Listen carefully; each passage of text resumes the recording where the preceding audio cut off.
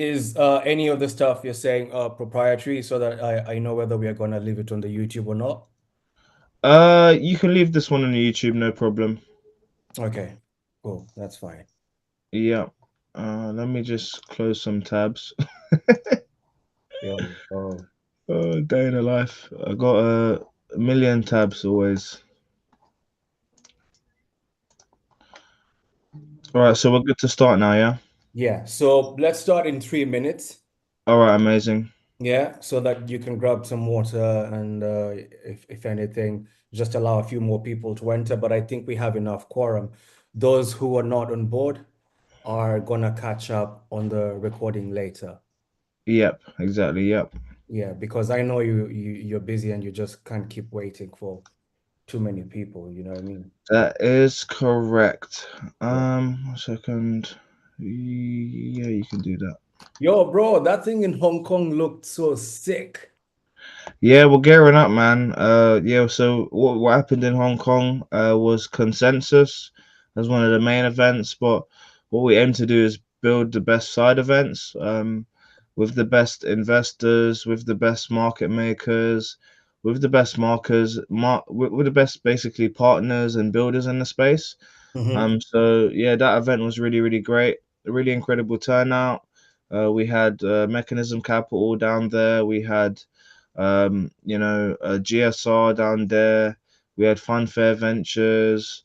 Um, the one of the founders of Rockstar Games. Mm. A ton of folks down, and it was a really good day. So yeah, looking to do a lot more of them gearing up as well. So excited for that as well. I know we've got Token 2049 happening shortly in Dubai. And then ETH Canes, so ETH CC in France. Hmm. A lot of events this year. Bro, Yeah, mad thing, mad so thing, much dates. I can't keep up with all of them, but I mad try my thing. best.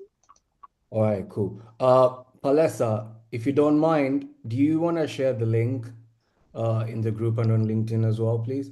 Because I don't know how to thing it from, I don't have the WhatsApp for the web. Okay, no problem. I'll do that. Thanks, Palesa. And you have Sure. Chrome's rights as well, just in case my one drops, yeah? Okay.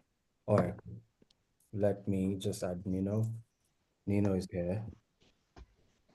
All right. Should I do a little bit of an introduction to those that are new and that haven't met me quite as yet? Yeah, bro. Like it's a brand new cohort, this one. Yeah, So you're gonna do your thing, like like nobody has seen you before. I mean, yeah, yeah. Okay, all amazing. right. So, um, yeah, I think yeah, You're for good to this go. cohort, there's quite a lot of different things I do in the space, right? Hold up, Kish, Being one before of you them start. more, Kish, hold up before you yeah, start. Let me just benchmark where everybody is from today. Yo, guys, what's up, man? okay, Brian, Blockchain Lex Group. Proud to meet you all. Big up yourselves. Yo, my Kenyan people, Mambo VP Maze 254 in the building. And my Nigeria people, Wagwan. So let's do this. Just drop your flags. Let's see where y'all are coming from. And then Kish will be able to. Hey, yo, St. Lucia, I see that flag. Yo, Ian, what's up, man? that came first, came strong, Yo, St. Lucia just dropped it like it's hot. Yo, Ian, big up yourself, man. Yo, Nigeria, Kenya, Tanzania, big up yourself, Maze. Nigeria in the house, Kenya, Barbados. Yo, if there's no Trinis in the house, I'm gonna be vexed. a Yo, couple Jamaica, flags, nobody. Nigeria, Kenya. Yo, aha, nice. Yo, Kish, you have a nice West Africa, East Africa connection right there. So definitely. for the Kenya link up, we want to work on. Yo, Benin, what time is it in the evening? Do you say bonsoir? Yeah, I think bonsoir. Yeah, yo, Bakish, I think I'm gonna hand over the mic to you, and you can do your thing. Okay, amazing. So yeah, really excited to be here today. First of all, a huge thanks to Brian and the team at uh, Blockchain Lex Group and Crypto Mondays Africa and Caribbean. I mean, they're taking over, man. And Yeah, super excited to be here. And I just wanted to give a little bit of an overview on myself and a little bit of stuff that I've done in the space. So I've been in sort of the Web3 space 7 years, and I've been actively building and growing businesses within Web3 for five. And Started off obviously in education and branched off into different things like venture building. So we what we do is we help support companies full stack, from development to advisory, strategic advisory to marketing, growth, expansion into different regions. All of these elements are the things that we cover, and yeah, excited today to sort of share with you guys, a little bit of a playbook of, how do you build from scratch? What are the things that are you should be looking to do, and how can we elevate ourselves? Yo, Kish, hold up. Hold up. No I'm worries. gonna mute everybody and then you unmute yourself. Yeah, All right, Kish, unmute yourself, please. amazing. Okay, yeah, so it's about how can we elevate ourselves, right? To be able to leverage our network, leverage other people around us in order to build and grow what we're doing. So, this is what I'm going to cover today. And Yeah, I think without any further ado, let's get into it. So, yeah, give me a second. Let me just share my screen here and let me know if everyone can see. Oh, could you please give me the co host? Kish, I think I made you co-host. Just give me 1 second. No problem.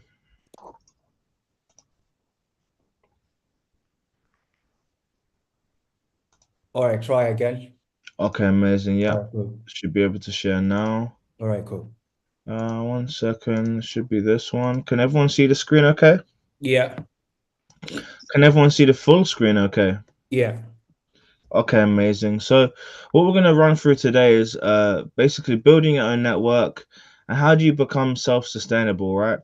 A lot of people in Web3, in general, a lot of startups, right? Uh, the biggest thing that they think is the thing that they need and is funding. But I kind of disagree with that because I think if you spend the time to build a strong community, build a strong ethos around that, and if you spend the time to actually add value to other people, etc., that's how you can ingrain yourself as someone that's a go-to person. So I think we're going to run through a little bit of elements today, which I think would be very helpful for someone who's starting out and thinking, okay, I have a business idea, right? Let's say you have a business idea, but you don't quite know how to take that idea to the next level. Maybe you're an entrepreneurial person, maybe you're a tech person, but you don't have the entrepreneurial skill, and you're thinking, I'm good at this, but I need other people or I need something or funding to be able to get to the next level. And I'm gonna basically share a few techniques and things that can be done to leverage your network and actually be able to establish yourself with top talent and incredible connections. And then we're going to go through a little bit of pitfalls and things that you go through in a common entrepreneurial journey. And we'll find ways of working around that as well. All right. So, the first thing I want to talk about is your network, right? Now, they say your network is your net worth. And I really do believe that by having the right network, it gives you access to then leverage that to then be able to get what you need, right? Or what you want. And I think that in by building out a very strong network, it's always about building long-term relationships with people. How do you create long-term relationships, build strong connections with people, and put yourself in a position where you're able to help people, whether it's in helping them by introducing them to someone that's of value, whether it's by helping them with their project and their product, giving them some advice, sharing some ideas, whatever that may be. There's different people that you have relationships with, and I think everyone has relationship with people for different reasons, right? So these are some things that I think are very, very important to look at and cover. Oh, 1 second. Phone ringing. All right, there you go. Um, can you guys all hear me okay? Yeah, yeah, bro. Okay, amazing, perfect. So yeah, I think that the it's very important, building very strong connections with people, being around people that are building, even if they're not doing something similar to what you're doing, because I believe in chance as well, right? You find yourself networking or doing something, and then you find someone that you really, really want to work with, right? When you find that person that you really, really want to work with, the first thing that I would typically do, right? Let's say I've jumped off this plane and I'm now in a random country. I've never been there before, right? I would definitely if I find someone or something that I'm interested in that I want to be able to leverage into my company or in my business, I would then look at understanding what that person needs, right? What are their needs? What do they want right now? What are they looking for? Is that to speak to an investor? Is that to build their technology, or is that to find a partner to help them amplify what they're doing? So I think that that is a valuable thing that you can leverage in order to then say, okay, now since I've helped you, I want you to then give me some of your technology that you've built and put it into my company, or I want to have a partnership with you, or we can promote each other's projects together, whatever that may look like. I think that is very important to build a network and connections, because then you can leverage that network in order to achieve and gain more success with what your goals are and what you want to do. Um, so that's basically the fundamentals of networking, right? It's about building long-term relationships, right? Not every relationship that you have should be for gain.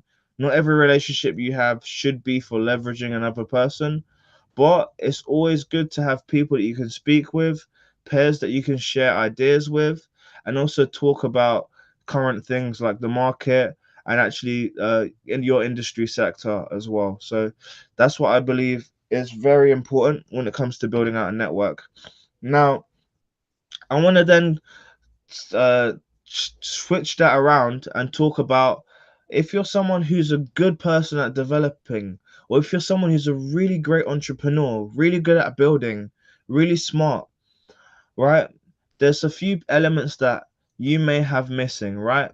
So, first of all, one thing you have to understand and you have to identify is, what are you incredible at and what do you need some help in, right?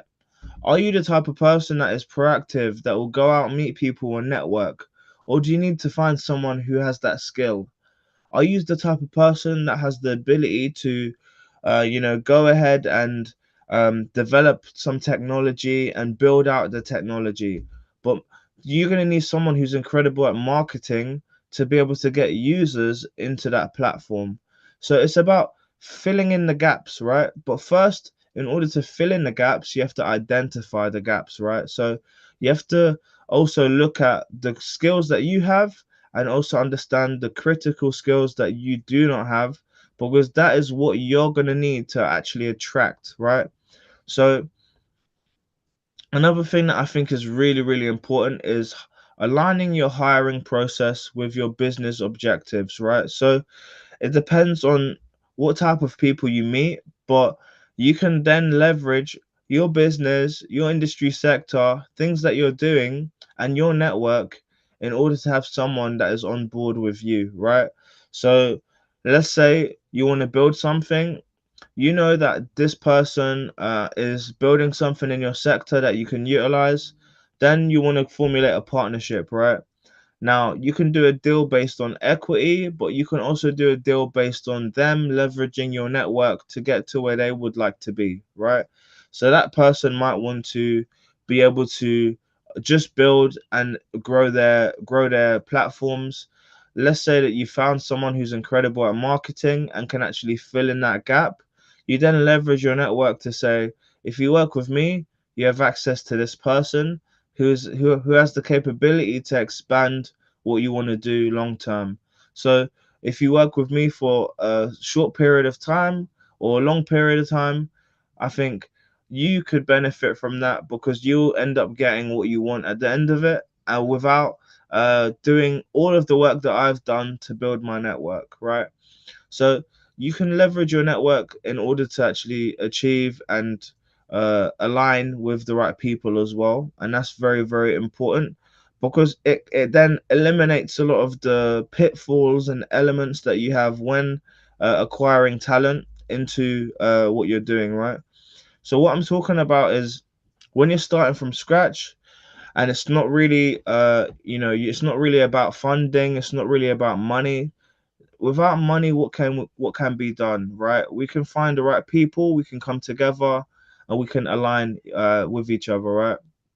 Now, another thing that's very, very important, and I think this is more about building a brand, and when you have a company, you have to have the right ethics. You have to have the right morals, right?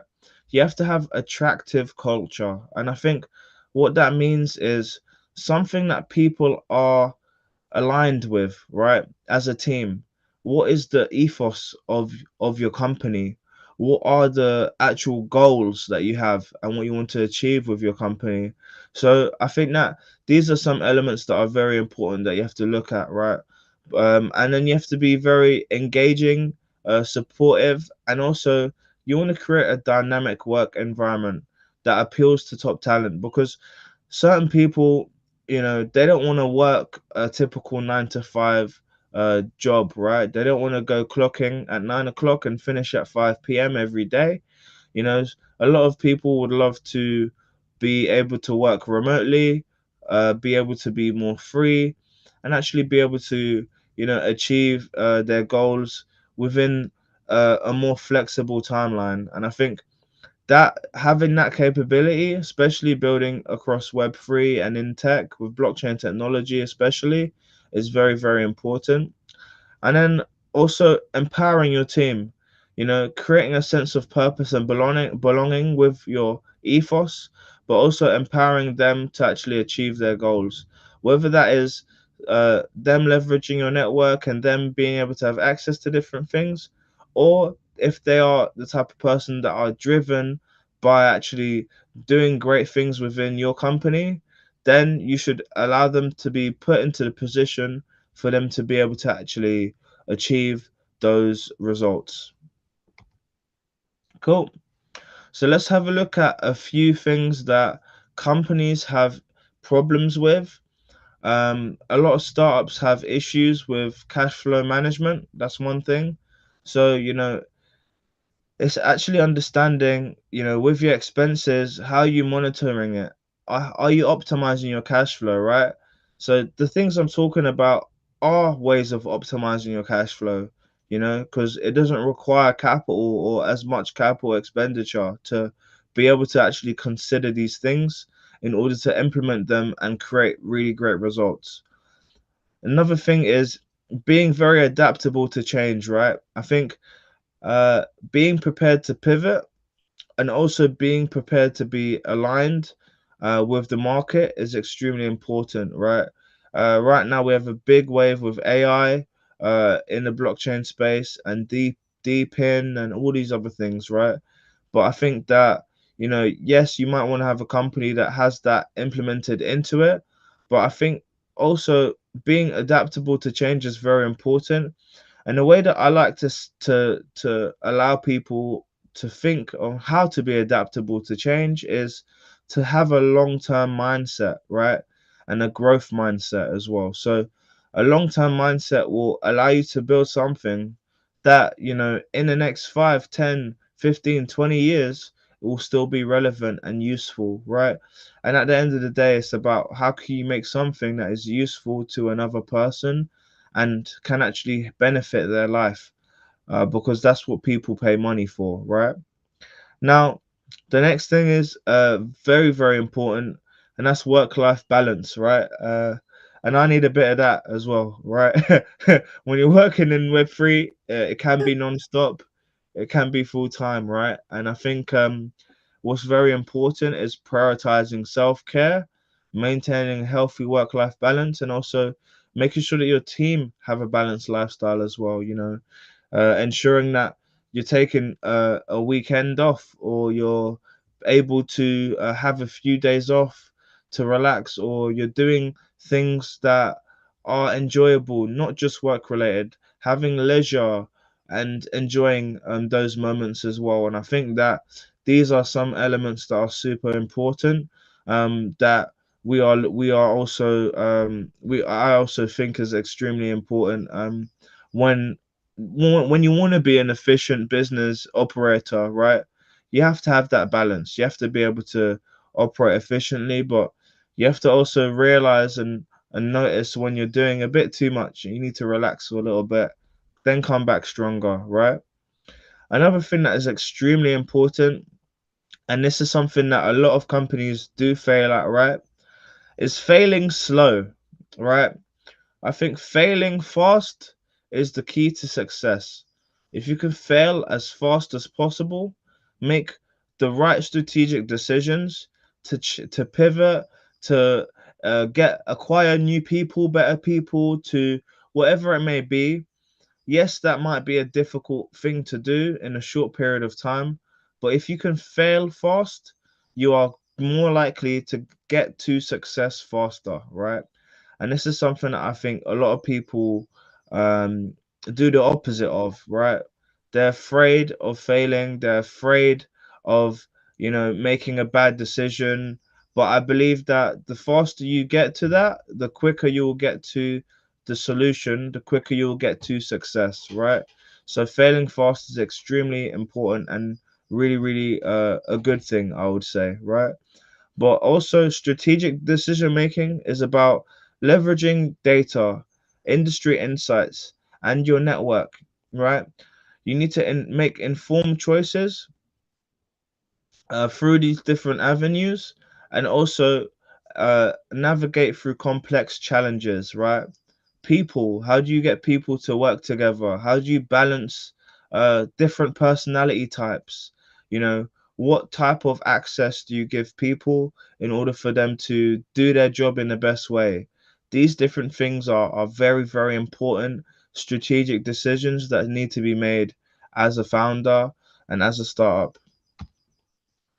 Cool. Now, I want to also, you know, look at and get a clear understanding that, you know, running a startup is very, very difficult. It's not easy. There is a high percentage failure rate in this space, right? But that's because of all of the pitfalls that I've discussed today, right? So now you guys are more informed than the majority, which is great. So one thing is inadequate funding. So distribution of funding uh, is not equally distributed in the right regions with the right people and to the right founders. So what I've come to find is that there's a lot of capital that's been distributed inefficiently, right? So that doesn't allow for positive results to be scaled, right? Another thing that we see is lack of market fit, right? So projects fail to understand the customer's needs. They fail to develop a product that resonates with the target market. And that's a common pitfall because they are following a trend or following something without actually going to their target audience or their target customer and getting feedback and results. And then, based on that feedback, creating a product and creating the results to actually be able to uh, achieve those goals, right?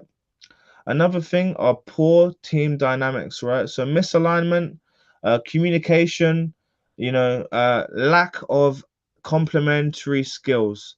What that means is lack of bringing the right types of people, filling in those gaps. If you don't fill in the gaps where these people or even yourself, you're not really great at, if you don't fill in those gaps, then that is going to make things a lot more difficult. Um, and these are some of the things that are attributed to the high failure rate of startups globally. But that being said, I do believe that because the industry standards are extremely low currently, it is an incredible opportunity for people that are building and doing things in the right way to be positioned for success. Now, this kind of goes a little bit over what I was touching on earlier, and it's about, value beyond money, right? Investing is basically what matters the most for the space at the moment, right? It's all about raising capital, right?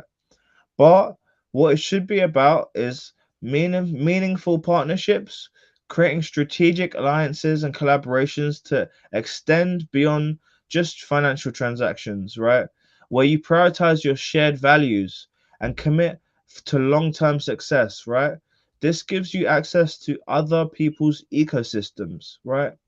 Other people's communities, and I think that that is extremely important. Now, mentorship and guidance is another thing that's extremely great. It's a really incredible way to shortcut uh, pitfalls and shortcut all of the things that you can actually go through. So, with the right mentorship and guidance, you can actually seek out the right advisors, mentors that can provide valuable insights, support, and also refresh your perspective with your business and your challenges. Now, another thing that's really important to build is an extremely strong community, right? Having a supportive community is like having an additional workforce, right? Having a strong community will allow you to cultivate a sense of belonging and shared purpose that extends beyond just monetary gain and is actually about the brand, the ethos of your company, and is actually aligned with that. So, the community is very, very important. And the way you can also grow communities quickly is with meaningful partnerships. Now, innovation and creativity is another thing that's very important. So, making sure that you're researching, making sure that you're reading, understanding what is your industry sector, how can you actually be at the forefront of innovation in that sector? Is there what is new that is coming out? Is there anything that you think that could be done better because of all of these new things combined? Let's say you've seen these technologies and these things coming out and you're thinking, you know what? I think there's a better way of doing it. Or if it's something that's incredible, adopting it into what you're doing, which then shows that you're harnessing the power of innovation and staying ahead of all of the competition in the space. Cool. So another way of leveraging your network for growth is referrals and introductions, tapping into your network to generate valuable leads, referrals, and warm introductions to accelerate a company's growth, but also to acquire new partners. Now, collaborative opportunities are really great. So, whether it's a joint venture, whether it's a partnership, or it's co marketing initiatives where you can market things together alongside each other to then boost your engagement and also share your communities. Another thing that's very important in growing your network is knowledge sharing, right? So, there might be a couple people that are in your network that you might just want to have a sit down and just want to talk about the industry with, just want to talk about how people are failing or what people are not looking at doing and why you think that's important. These strategic conversations and things can actually help make you create an informed strategic decision. Cool. Now, another thing is that's very important is delegation, right? And automation. So, once you get to a place where you find that you have your all-star team and you filled in majority of the gaps, you want to be able to understand how do you delegate these tasks? What level of access do you give these people? And the next thing is how can you create the efficient workflows, right? How can you streamline your operations to reduce the amount of time you spend on administrative burdens and free up your time and free up your whole team to focus on more strategic and prioritize more strategic things, right? So automation and actually looking at how can we make things better, quicker, and more efficient is extremely important, right? Next thing is continuous learning and also developing your skills. So that's increasing your knowledge base, acquiring your skills, learning and being at the forefront of what is happening, and also exploring new techniques and new tools. Now, let's talk a little bit about adapting to change and maintaining resilience, right? So, you need to be have agility, right, and responsiveness. What does that mean? That means you have to have an adaptive mindset. And I think researching, understanding things allows you to have that 100%. Then you have to embrace uncertainty, right? Because within the space there will be a level of uncertainty, but what you have to do is with the right partners, with the right people that you're working with, create environments where you can understand and know what your outcome will be. You know, if I have a new community that I've onboarded with 3,000 people in it, I expect at least 10% or 20% of that to convert. So let's call it 300 or 600 people to now be part of my community. You can now have a understanding of an outcome that you want through uh actually through your partners and through actually just crunching the numbers on things, right? But also you have to be able to manage risk, embrace uncertainty and pivot extremely quickly. It's about being adaptive. That's very important. Next is innovation. Encourage your team to explore new ideas, technologies, and business models. By embracing a culture of innovation, you stay ahead of the competition.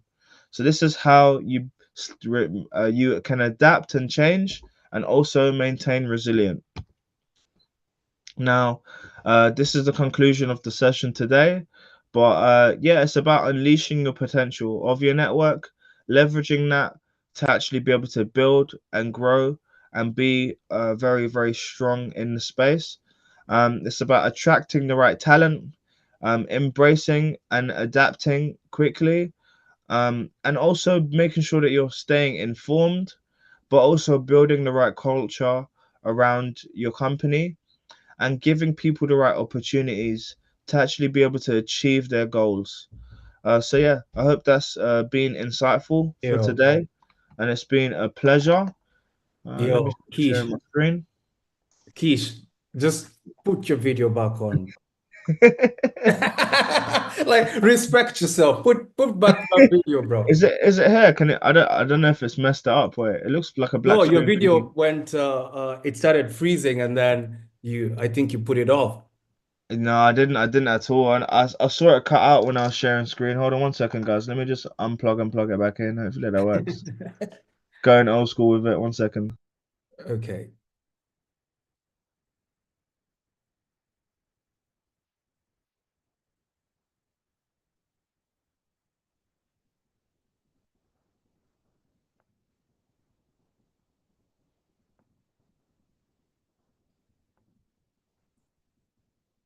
Mic check, mic What? check. No, I'm gonna go on my phone. One second, guys. All right, cool. No worries, fam. No I'm worries. I'm old school. I'm still young. But I'm the last of the 90s. I'm born in 99. So normally when you unplug it and plug it back in, it should work.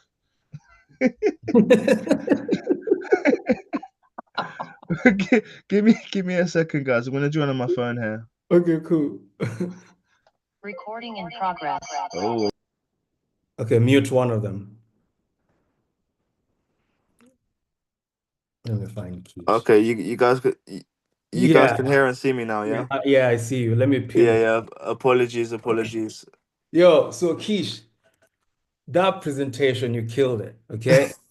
But now that was like Keish, Oxford, Cambridge. You know when you do your thing, bro. Now we want to hear from Keish from the hood. Like, what's your motivation? What puts you into this? Like, what makes you Keish that drives you every day? And today, this is the sort of approach we have with all our guests today. So, like, Now tell us the real story, not this, Kish 10.0 version. We want the real one. Wow. Yeah, I don't really know where to start, man. To be honest with you, I think one thing I want to say is that, the landscape that we're in now with technology, uh, there's never been this level of access to opportunities in the world globally ever, right? With this technology, because right, you can have a 17-year-old kid on a computer, right? And the computer doesn't even have to be that good, right?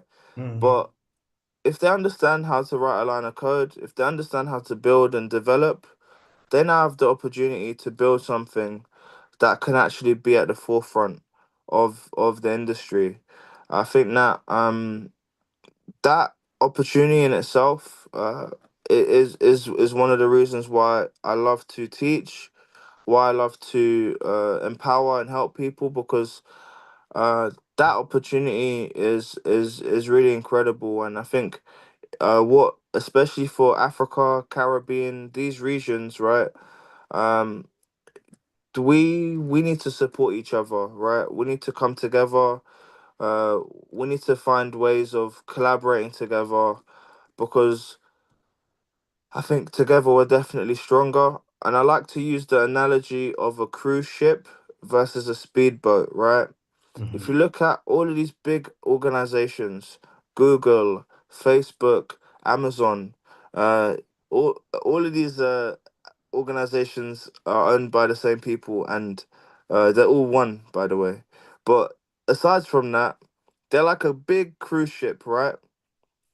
They're like a big cruise ship, because they have a board of directors, right?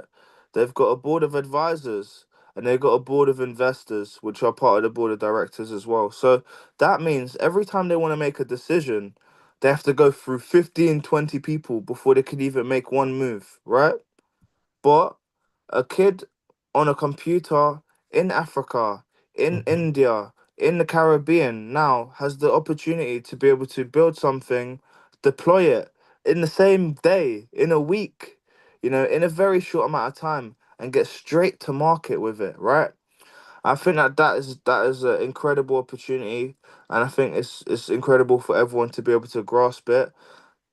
And yeah, I think that's what I want to say. There's a lot of opportunity out here now, which there wasn't previously, and um, back as I also want to say, like, coming from where I come from as well. The real bad man now are the ones that are the coders, right? Yeah. They're the real dangerous one now, and it's not about being out there making trouble now, and I think that's the new standard, right? And yeah, that's what I wanted to share. I hope that Yo, answers your question. bless, bro. Kish, I know you're tired. I know you have to jump off. One last takeaway for these guys. Like Yeah, your mic drop before you jump off. yeah, yeah. I would say, ooh, I would say, yeah. Continue building. Just to lean into what I was saying before, right? We like to use example, right? Like if someone were to hire a job, right, for a job, and they had someone from the US, they had someone from China, or they had someone from Africa, right? And that company was based in the US. What's the likelihood that they'll go for the person that's from Africa, right? It's very low, right? Yeah. So I think that in itself, right, that shows that there's an imbalance, right? There's countries and regions like Africa, like India, that without these regions, all these big tech companies would never exist. But there's this notion that these regions are the areas that people don't uh benefit the most from, or there's not opportunities for, or whatever it may be, right? but that's where the innovation starts. That's where it happens. And um, especially for those in Africa and the Caribbean, you know, you should never be afraid to do anything. Because if you look at history, who invented science? Who invented maths? Who invented all of these innovations? Who designed the cities? Who built the roads? It was all from African people. They call it the Moorish people, right? Yeah. So never forget your roots, and always understand that there's no limitation. There's no wall. There's no door. I know it can feel like there is, but if you continue building, if you stay resilient, you'll get there in the end. And that's my closing remark. Yo, Kish, you killed it. Yo, guys, Thank you. fire emojis for Kish in the chat right now. Kish, I'ma holler at you tomorrow, bro. Big Okay, up thank yourself. you. Take Bless. care, guys. Many Cool. blessings. All right, cool. Yo, where are the fires? Can't see plenty fires. Yo, guys, come on. Like, yo, don't be cold, man. Don't be cold, man. Anyway, yo, Nino. Yes, can you hear me? Yeah, All right. Hello. so we have, was someone saying something? Yeah, actually, I wanted to ask a question to Anam before he left. Can you Yeah, hear just me? ask it. He's gonna hear it, then I'm gonna relay to him later. Okay, it's really quite short and brief. Actually, first of all, I want to say First that of all, that what's your was a name? really, Where are you really coming from? insightful and Yo, hold encouraging and up. motivating talk. Hold up, hold up, But hold up, my hold up. question Hey, is, yo, bro, take it from the top. What's your name? Where are you coming sorry, from? I mean, this is the line I thought everybody had known me. Okay, I'm Getson from Nairobi, Kenya. Yo, get some VP, maze. Yeah. So my question is, like, given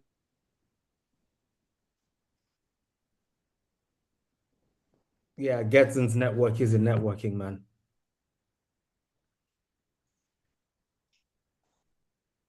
Yo, Getson, you come back to us when your internet has become a bit stable. Yo, Frencho.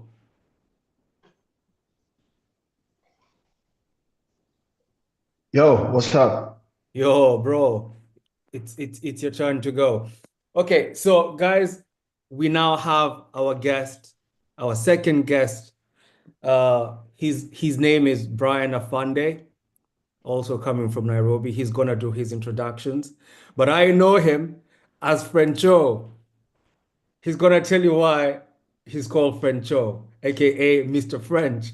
Yo, Frencho, hold it down. What's, And what's Frencho, good? listen, even Nino doesn't know this story, why you're called Frencho. And I'm sure Nino is gonna be so surprised. don't throw me under the bus. First things first, as we wait for Getsun to get some network, you see what I did there? Um, yo, can you hear me? Yeah, bro. Okay, listen, first disclaimer for everybody in the building. The only thing God has given us is the gift of time. We have 168 hours weekly to do what God has given in our hearts. So I want to appreciate each and every person on this call. It don't matter where you're from, your circumstances, and why you're locked in. Thank you for this opportunity. That's the first thing. Number two, you're either going to get me or you're not going to get me. I'm like Ethiopian food, an acquired taste. You're either going to be like, okay, I understand this guy, or this guy is weird. But I'm here with my gloves off. By the way, big shout out to the Ethiopian people, man. I love Angera. I love Dorowot. By the way, I'm not saying anything about Ethiopian food. I'm just saying, um, I hope you're ready, ladies and gentlemen, because I've prayed about this and I want to be true to this community because the only thing that I've been given is the gift of life and truth and freedom of mind.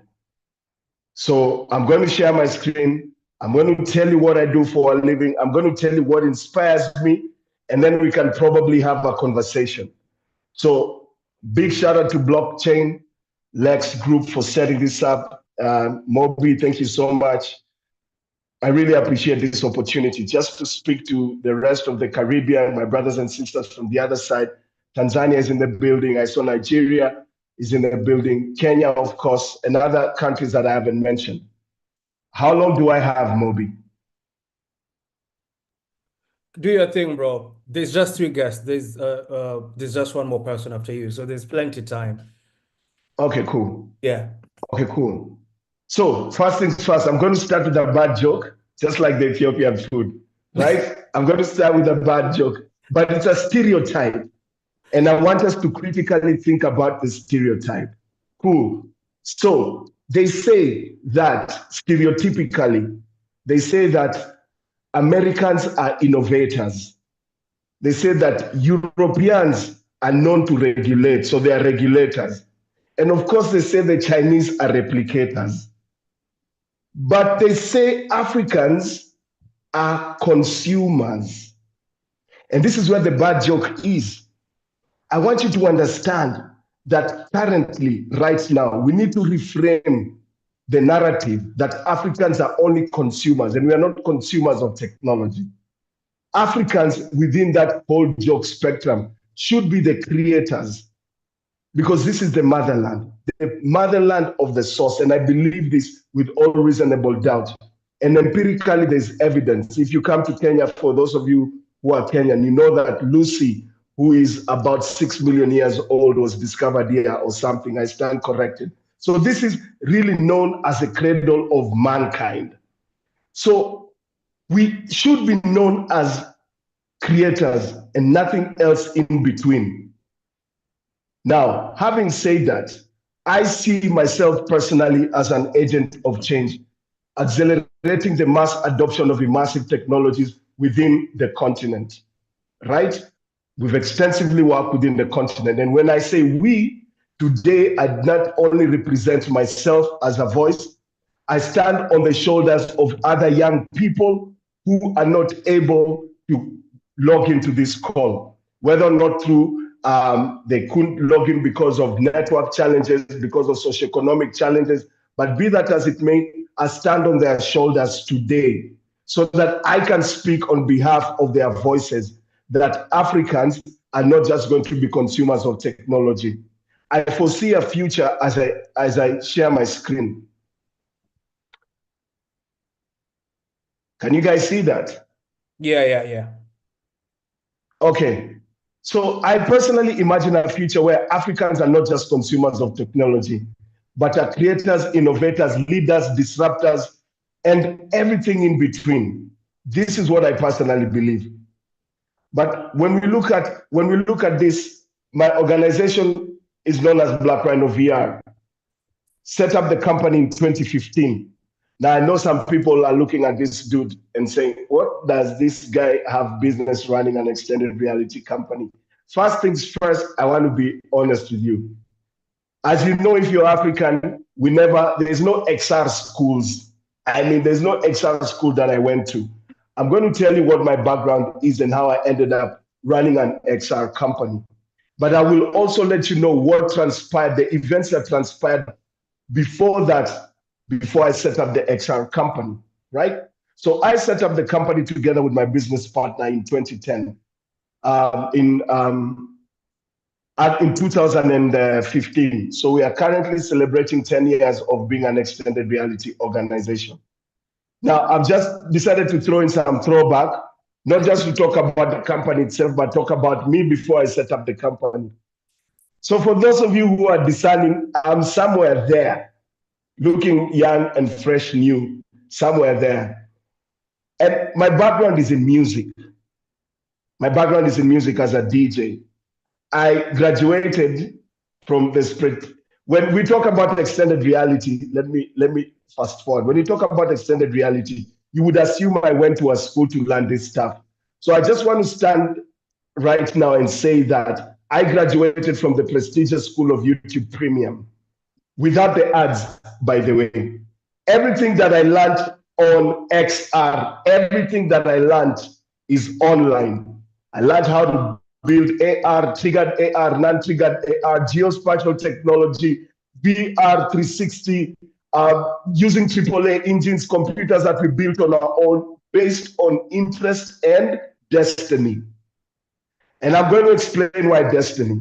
So my professional background, just so you know, I suffer from something called an imposter syndrome, because I've been to places where people would actually look at me. I would be one of the few colored faces in places that I would go to. And I would feel that I'm,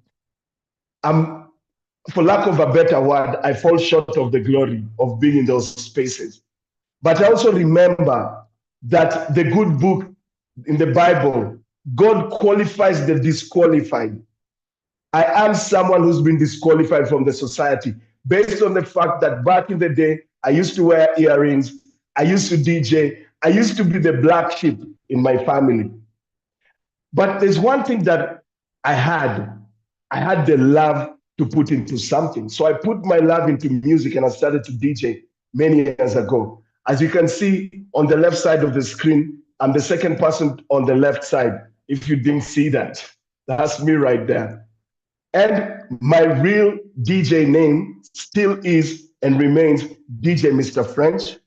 Nino, I was told to explain to you something. So we'll have that conversation after, Nino. I don't want to be looked at differently in this conversation. So we were the first legitimate DJ outfit in Kenya. And then on the right side, you can see after transitioning from Code Red, we set up another company called Black Star Entertainment together with a solid group friends of mine. But I want to tell you guys, before taking this picture, when I was 16 years old, both my parents died. And I was in the streets. And not just in the streets, I grew up in a place called Madaraka, 14 West. Nairobi West is one of the only places in Nairobi that is so dense, it has the most number of bars within a square mile. The most number of bars. Like, I'm not talking about like studio bars. I'm talking about bars where people go to drink and get super smashed. And within that neighborhood, there were only three things you could probably become: either a drunkard, a drug addict, a thief. So those were not the only, but the three most plausible things that you could be.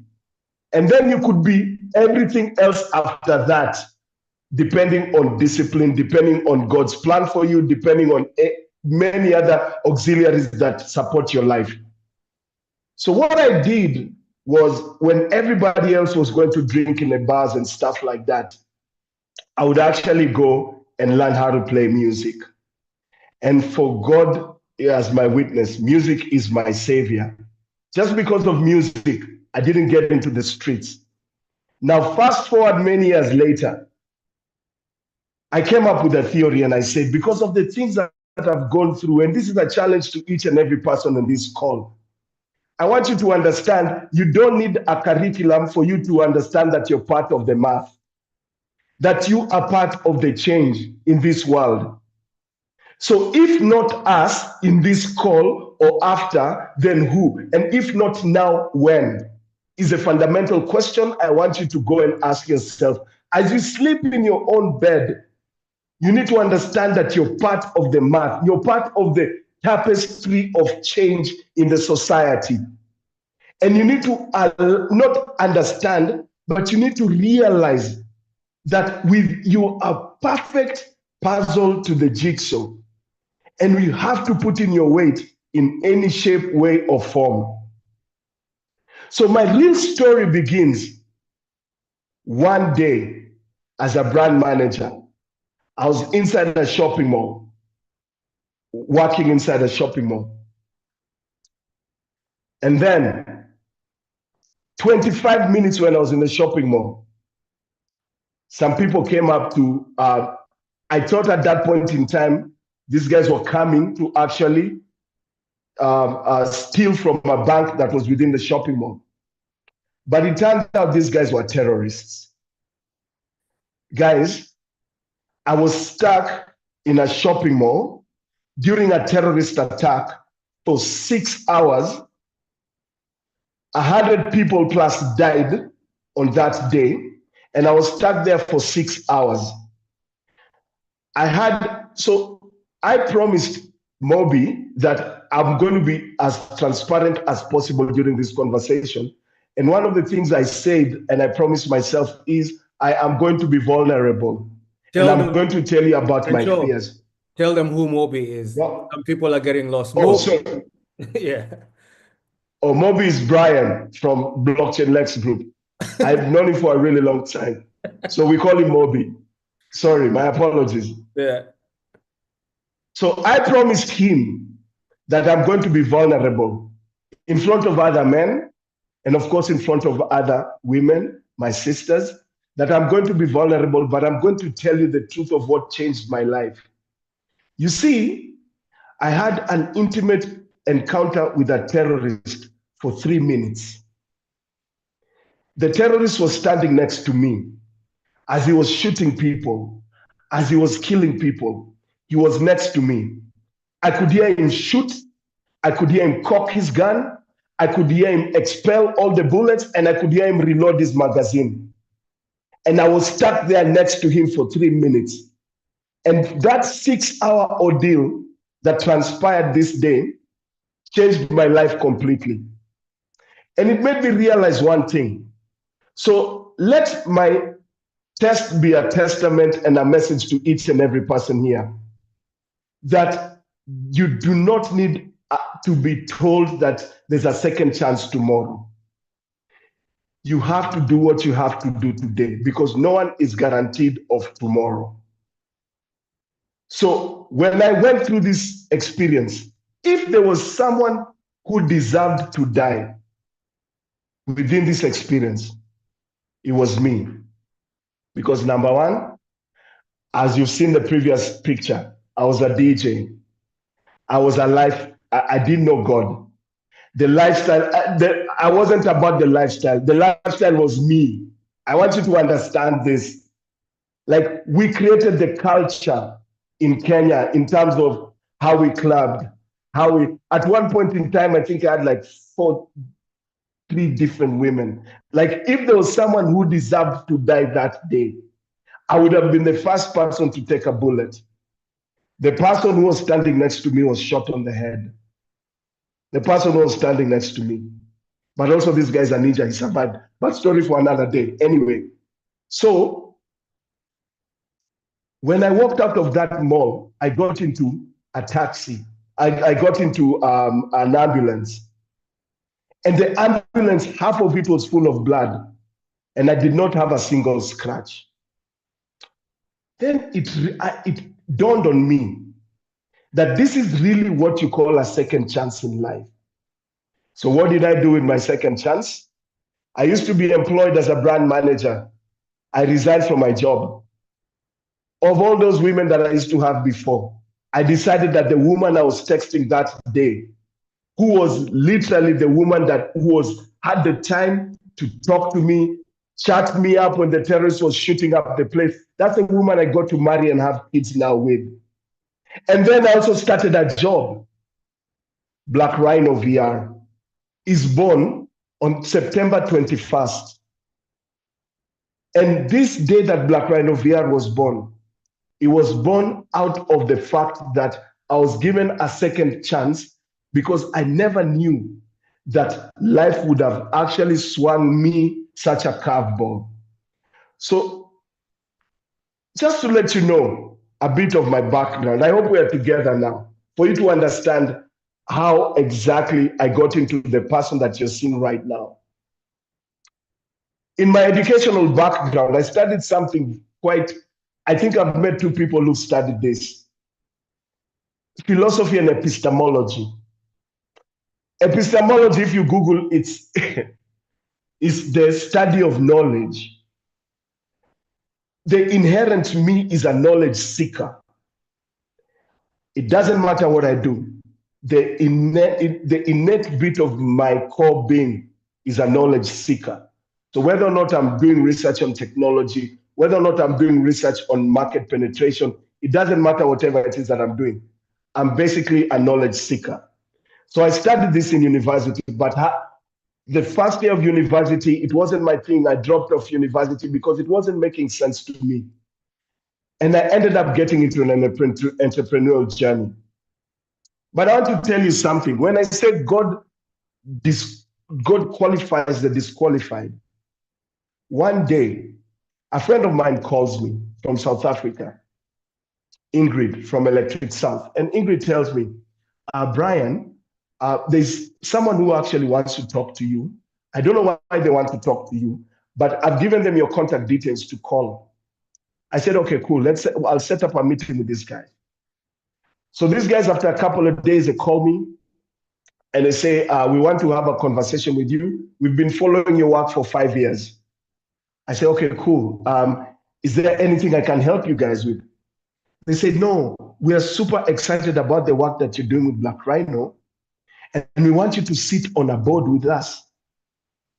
I want you to understand, from someone who was orphaned as a child at 16 years old, not really a child, a teenager, to someone who is self-taught in XR, to a global organization calling me to sit in a World Economic Forum board of the future. It's a Global Future Council of AR and VR, which was my past board. And now I'm sitting in the Global Future Council of the future of the metaverse with the World Economic Forum. Now, they say in the Bible that God uses the foolish things of the world to shame the wise. And the foolish things of the world is a self-taught person who grew up hard in the streets, taught themselves how to DJ, taught themselves how to create XR, has gone through hell and back just to make sure that they are running XR, is now sitting on a World Economic Forum board. I want you to understand that if someone like me can do this, then each and every person on this call can achieve anything. And I'm not talking about the World Economic Forum. For me, is really the pinnacle of my career. What I'm trying to emphasize with this point is that your footsteps are ordered each and every day. And each and every day, I just want to give you comfort that whatever it is that you're going through in your life, it doesn't matter whatever it is that you're going through. There's a bigger plan for you. And they say that there's an analogy that is created that when you are stretched in life, when you're super stretched, it's like a bow and an arrow. The further that you're stretched, you're being stretched, because the day that the arrow will be released, there is nothing that can stop you in this world. And for me, I've been able to achieve and lose so much in my life based on the fact that I have been self-taught. But the only thing that has also helped me, that has allowed me to be where I am, is I personally don't subscribe to a standard way of thinking. I don't think linear because I didn't go to that sort of setting in life. So as you can see in front of you, there's all these accolades we've been able to win as Black Rhino VR. Not just representing Kenya, but representing Africa on a global scale, on a global stage, to ensure that we are part of the new narrative in Africa. And we call this narrative Tina. This is the new Africa. This is the new Caribbean. This is the new energy that the youth have. And for me to sit right here and try to tell you my story for you to understand really where I've come from. I've come from a place where validation has been given to us based on the work that we do. So faith without works is useless. So you have to put in the work, and we are going to break down the work. So imagine this self-taught guy over the years has worked with thousands of brands. I mean, from the Metas to building curriculum for universities. This is the kind of work that a community is able to build. And this is not just a story about me as Black Rhino VR. It's a story about a community of practice coming together to achieve a common goal. And the common goal is looking at this technology not just as a tool for creativity, but as a tool for liberation, as a tool for socioeconomic liberation. Because we don't want to be consumers of technology anymore as Africans and as Caribbeans and as anybody else out there. You really want to sit in your small space and try to reframe that narrative that has always put you in a context. You're more than that context. And I always say, in whatever it is that I do as an individual, God knows my name. And for him to know my name, then it means that I am born of a king. You're born of a queen. And it means that you're walking towards a destiny that has already been determined for you. But you must realize that the hand that gives is the one that receives.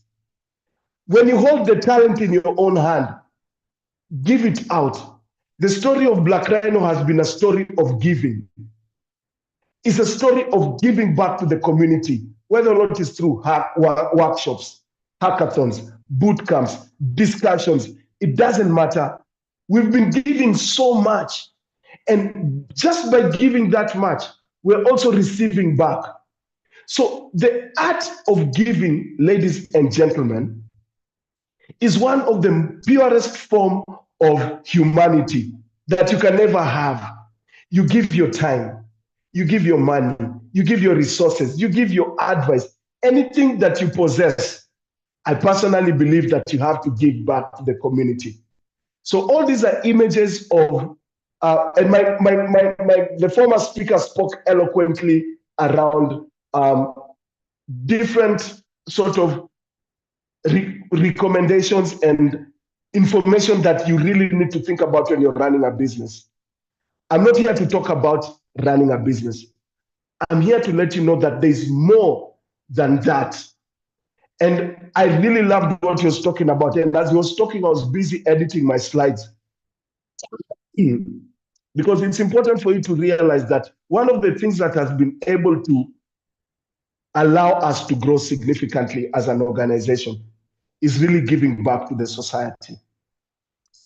So when we think about our business model, we decided to diversify, and this is also advice to each and every one of you. Don't put all your eggs into one basket. It's very important for you to diversify your portfolio and spread your risk. This is so important as an individual and as an organization.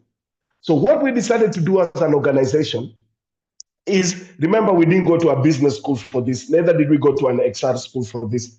So we decided to leverage on information that already existed out there. We started doing research. We did what you call a feasibility study. We did a SWOT analysis. We did a market, we did like a whole market analysis on what does it mean for us to be able to run a successful and self-sustainable extended reality company in Africa, not just Kenya as a preferred market, but Africa.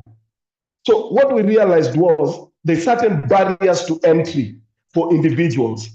There are psychological barriers to entry, where individuals, because this technology is digital technology and it's considered highly foreign. So because it's digital technology, a lot of people don't engage with it because it's foreign technology. So there are certain psychological barriers to entry for the technology. Apart from that, you also had technical barriers to entry.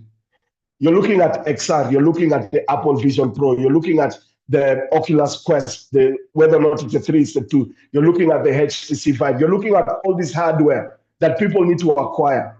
And economically, they're not able to afford it. So we decided to go back to what really makes sense in Africa. So using a human-centered design approach, by the way, each and every person here, as you continue to build for your community, it's imperative for you to build using empathy, to build using a human-centered design approach where you're sitting down to understand what the community needs are. And they always say that innovation in Africa has been propelled by utilitarianism. It's the challenges that we go through in Africa that we keep on propelling and building solutions around the challenges that we have.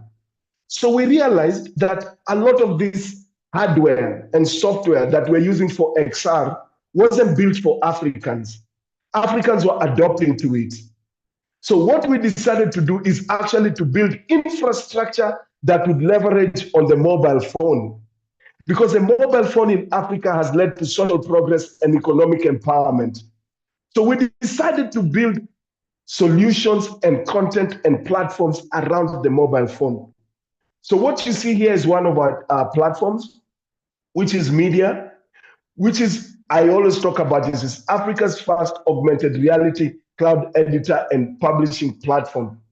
That is computer, that is the back engine uses artificial intelligence as an image recognition system, and a GUI, which is a graphics user interface for anyone to rapidly build and scale augmented reality. And it's one of the few platforms that exists that you can be able to get into a revenue share model with a content, with a brand, where you build AR for the brand, but then you also get into a revenue share model with the brand. Remember, when you're going to be running your businesses, it's imperative for you to think about how sustainable your business models can be. And remember what we spoke about, diversifying your portfolio and spreading your risk is important.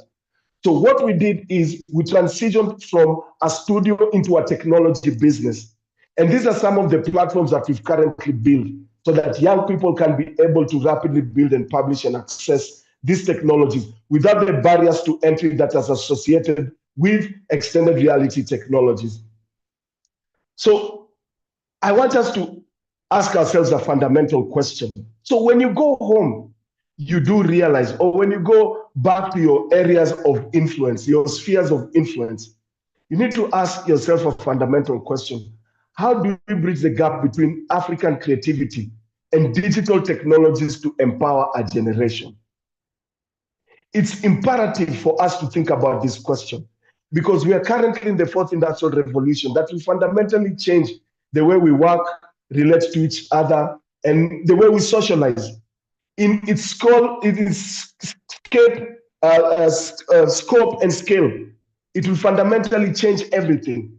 So it's important for us to understand how we can bridge this gap because African creativity and Caribbean, I'm sorry I speak a lot about Africa, by the way, guys, it's just because my mind is really focused in this market. But I'm also looking at the global north and the global south as markets as well. But in this case, I try to focus on the technologies that people can be able to access further.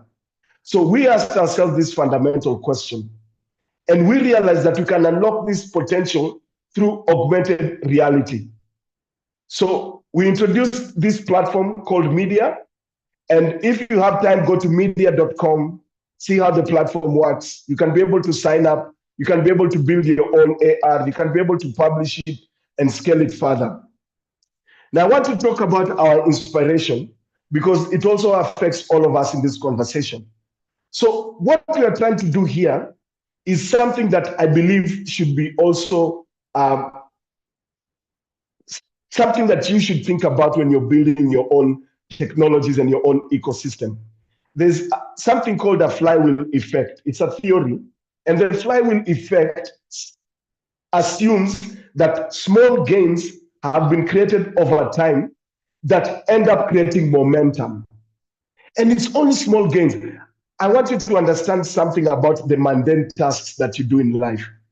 They could be so mundane for you, but when you look at the larger picture, these small mundane tasks are really part of an ecosystem that require those mundane tasks to be handled. So in your own respectful areas, the small things you can be able to do. And those small things that you're able to do, they end up becoming a huge flywheel effect that gains momentum. So we say that a rolling stone gathers no moss. So the idea is to create momentum in whatever it is that we're doing. And this flywheel effect for us is really based around our platform, where we want to create some form of independence of thought for young people, to be able to understand that they can tap into these 21st century skill sets. And when they tap into these 21st century skill sets, gone are the days where young people want to be doctors. And if there are any doctors in the building, I'm sorry, but young people just probably don't want to be doctors. They're boiling with creativity and they want to express that creativity in different ways, right? So we have to create a sense of independence of mind for them to realize that there are 21st century skill sets that they can tap into. Now, the biggest challenge we have, and I think this is why we're here also as a community, is that the skills that are acquired in institutions of higher learning are really not the skills that are required in the market. So you find that a lot of people currently are teaching themselves because the internet has also democratized access to information. So a lot of people are teaching themselves how to code online. They're teaching themselves how to build dope stuff online. And for us to want to create that sense of independence of mind, to know that there's all this information that you can be able to tap into that can allow you to tap into this 21st century skill set. And of course, monetization. You're not running charity businesses. And I'm not talking about this, you can run charity businesses. But at the end of the day, when you owe your landlord, for the Kenyans who are here, you understand the power of a landlord. Your landlord doesn't care if you're doing some dope stuff in blockchain, in AR, VR. They don't care about that. At the end of the month, they need their rent. So this is an opportunity for us to be able to look at whatever it is that we are working on. How are we able to monetize this? How are we able to create structures around financial inclusivity within our approach so that we can create value that can be able to circulate within an ecosystem? Audience engagement. The audience right now, guys, because the world is becoming smaller and the attention span is becoming quite smaller. My friend, the world is becoming chaotic. It's becoming chaotic, and this is the truth. How do you engage the audience in a different format that they can be able to appreciate? So this technology is spatialized technology. We're talking about spatial computing, which in essence is a combination of both the physical and the digital, seamlessly intertwined into an experience. So when you're looking at audience engagement, this is a format that they are not used to. So it's a captivating format. We have to take advantage of that. So we have to start engaging the audience in a format that they are not used to and capitalize for being fast in market. Remember, we are about 83 people on this call. Please best believe that we are one of the few people who are having this sort of conversations in our respectful continents. Because mass adoption, we still don't have mass adoption. It's still very niche. It's still highly nascent. So it's never too late for you to start. So this is the point where you should be able to start. Whether or not you see other people have started 10 years ago, it doesn't matter. There's still a huge opportunity for you to start. Diverse content types, data. Let me talk about data because this is very important for us.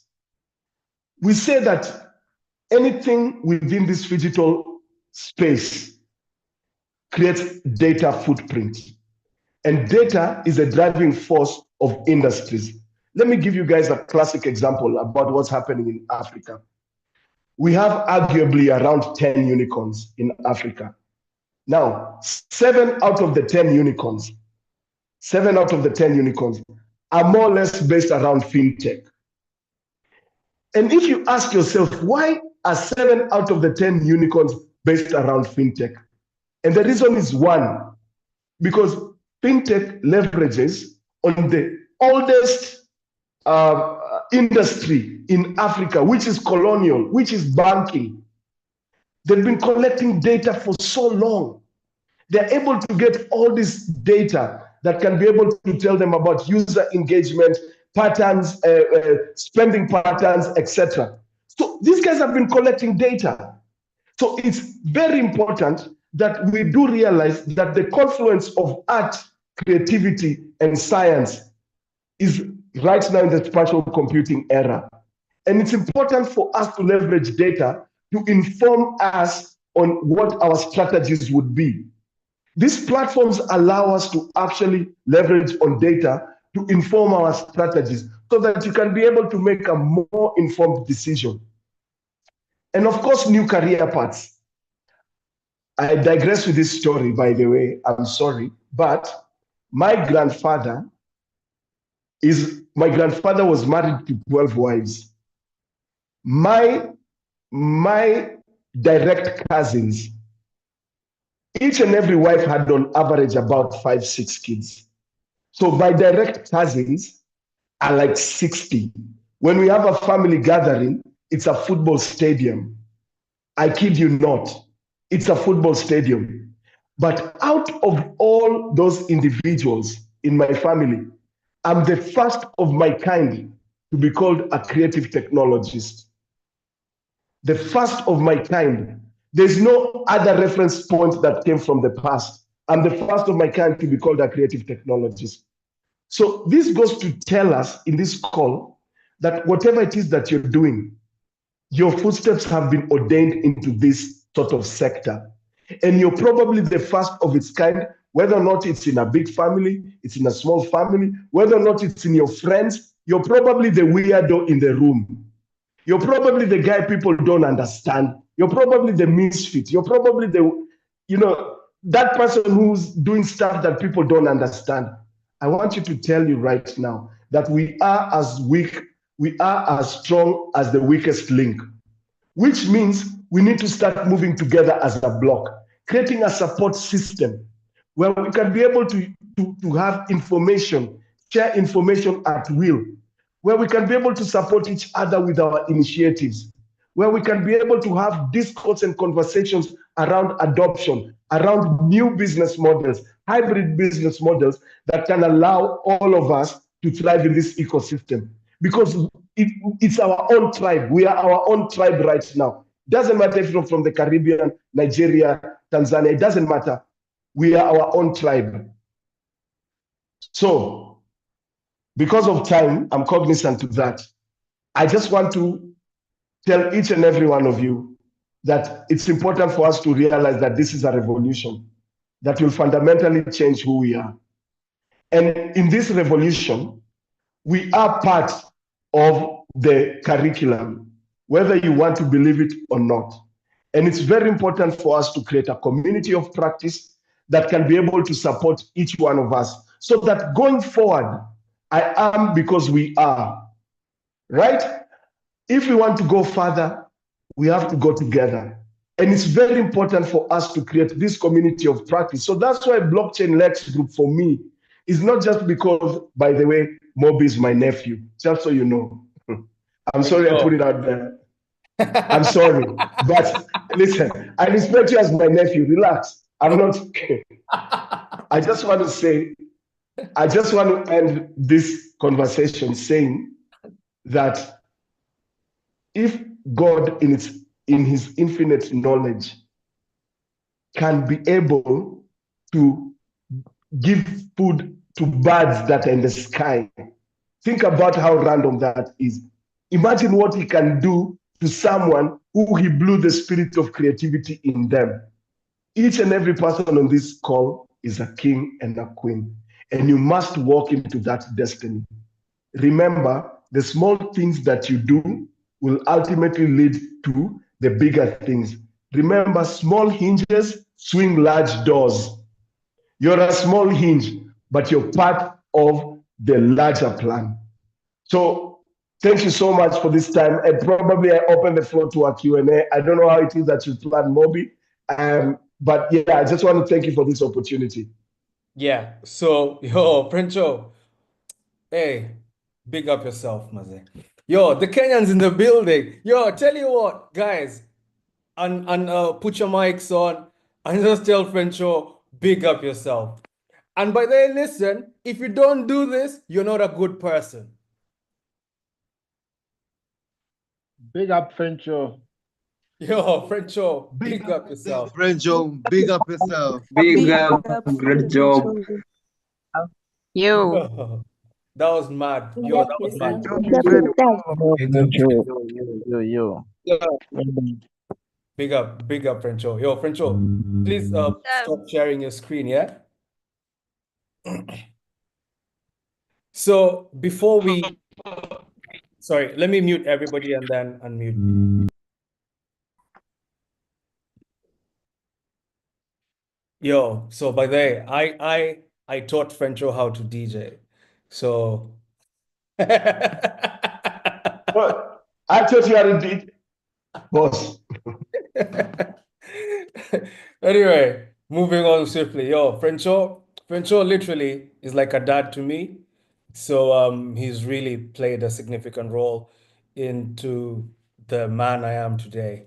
So when he was in Code Red, I think I was still in high school, but I used to Skype school every Friday. I was in another region. I was in Nakuru, but I used to Skype school every Friday for the weekend to go to learn how to DJ in Nairobi.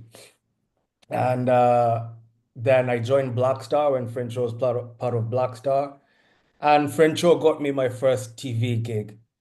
So I was DJing every Saturday morning, for 2 hours on a show called Rush Live. So Frencho, you were there when I started Monster Radio and all that. So thanks, man. And throughout this legal journey, when you came to the UK the other day and you saw the sort of serious stuff we're getting into, and you're like, you're gonna support this. So, yo, I'm really grateful. And now you've met my team as well. You've met Nino, Palesa, Keish, you're gonna meet Xavier, Favor is in here. Like, we really just try.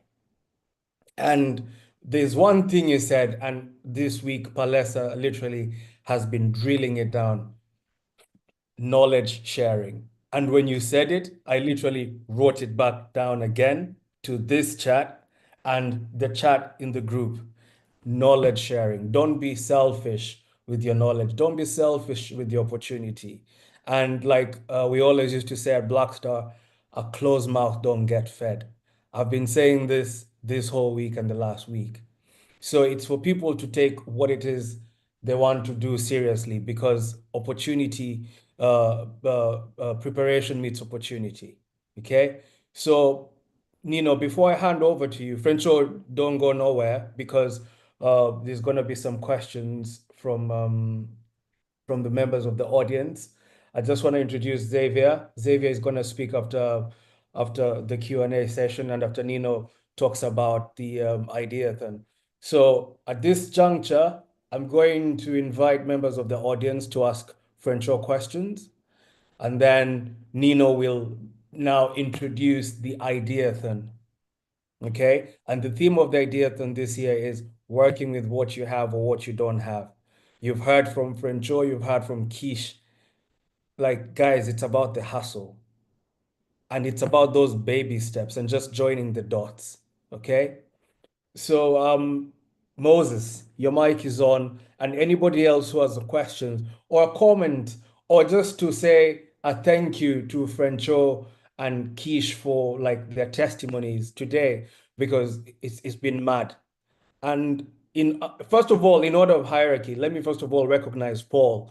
Paul, I think you as the big brother and our Kenyan partner, I would like you to first of all just probably add a comment, pass a comment to Frencho in gratitude, or a question to Frencho, and also for you guys to just see how you can organize and link up at some point. So, Paul. Yeah, thanks so much, Bran, and especially for me, for organizing this. I know a lot of when we were trying to mobilize guys to register for this, and when we started, uh, a, a lot of people may have been disappointed in that probably they would have expected the traditional boot camp where you go into coding, but as this has been unfolding from day one, this has proved to be very, very different in that, the different kind of speakers that have been coming, the kind of knowledge that has just been pouring on this, or, on this platform, you know, and for me, I mean, this has been, has been a great, great, event from day one. And today, man, when I was coming, I was caught up in a jam, and I was just telling Brian earlier that I'll be joining a bit late, and I'm so grateful that I joined before, and I had an opportunity to hear the story of Brian. And Frencho, what you just described, I think a lot of us can identify with, and especially given that ourselves, trying to do, something that has not been done out there, choosing the path that has not been traveled by, because normally that is, the easiest, a lot of time people take the easiest route or, the easiest option. And for me, I think this is an encouragement for us, for all those entrepreneurs in the room. And actually, this just affirms, this just reinforces, and it's an encouragement to all of us that we should just keep on pushing, continue doing what we are doing, and when the right time comes, I mean, we'll see the fruit. So thank you so much, Frencho. Yeah, I really appreciate this. Thanks, Paul. Okay, Moses, quickly, because Xavier needs to do his presentation as well. Thank you. I just want to start by giving your salute, Afande. Literally. And my question revolves around imposter syndrome. Since you mentioned it, how do you handle it? I mean, with imposter syndromes, actually, it also comes along with, I think, self-sabotage. How do you notice this little subtle patterns of self-sabotage? Self-sabotaging could be in subtle ways, like just talking down on yourself. So how do you handle all this, the imposter syndrome? How do you notice it and handle it? Yeah. Thank you so much, Moses. And I think that's a very valid question. I mean, what has really gotten me through this imposter syndrome is the fact that I also have a system of trust amongst friends. And, we say iron sharpens iron. So I have a bunch of people that I run stuff through. I mean, I do my research. I'm like, okay, am I thinking the right way? Am I doing? It has to be because imposter syndrome is so engraved in me. Sometimes I feel like I fall short. And when I start doing my work, I do a lot of empirical research, because now empirical research is now going to be anything that I talk about is founded on empirical research. And then I go back to my people. I'm like, guys, I'm thinking of doing this paper. I've been selected to do this white paper. And this is what I'm thinking about it. What do you guys think? And over the years, I've come to realize that I'm in spaces because of the way I think. So I started to get confidence in the way I think, because it's not a lot of people who think that way. And I started to realize that there's some validation in how I think in terms of working within a team, in terms of the outputs that I work with. So I would tell you, first things first, get a community of trust around you. And not yes men. Please don't get yes men, by the way. Yes men are only going to be there to tell you what you want to hear. Get people who are going to challenge you, people who are going to challenge how you're thinking, and people who are going to also enrich how you think. And then once you get this community of practice, run stuff by them. No man is an island. No man was supposed to be alone. So once you're able to have these individuals that you can bounce off your ideas off each other, over the years, you'll realize that they are also not just validating you, but they are also giving you confidence. And imposter syndrome is also about not having the right confidence. So once you keep on talking to these individuals and getting that confidence, you'll realize that internally you'd have created frameworks around how you process information. So for instance, you'll be like, this is how I process information, but just because I read about this, I have to cross-reference this information. So that as much as you didn't go to a traditional school setting, then it doesn't negate the fact that the information that you're getting is also coming from other credible sources. So I would tell you, the first things first, iron sharpens iron. Stay away from yes men. Get people who can be able to challenge you and instill confidence in you. For real, for real. Yo, bless up. Abdul Arman.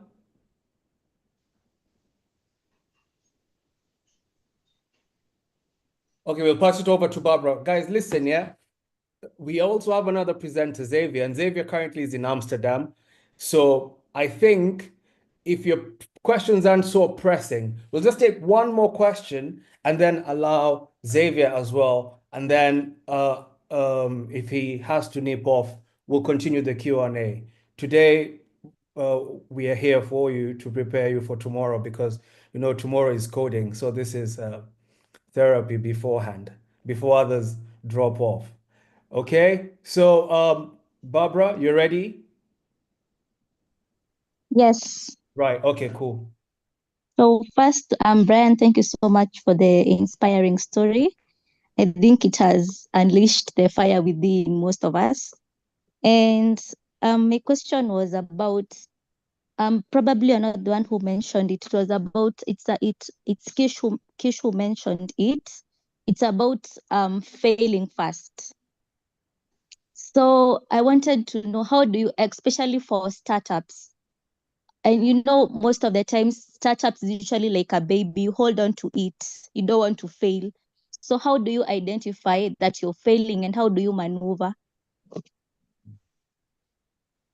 That's my question. Thanks, Barbara. Frencho. Barbara, first things first. I'm a parent. I have kids in my crib, right? You know how a kid learns? A kid learns through failure. You see them trying to crawl. They're trying to walk, but they think in their mind they're actually walking, and they're crawling and they are falling. They pick up the pieces and they come and they keep on moving. So for me, I would tell you something about failure. Failure is just another opportunity for you to do the right thing after. You understand? Failure is really another opportunity for you to reinvent the process. It's an opportunity for you to learn, relearn, and unlearn. One of the things that can build you as an individual is really failure. Because they say that success has many fathers, but failure is an orphan, right? There's a reason why failure is an orphan, because a lot of people don't know how to have this relationship with failure, whether or not it's from a support system perspective or whether or not it's for you as an individual. We haven't been taught how to fail, especially in either our family context or the school context. That's why you're Kenyan, right?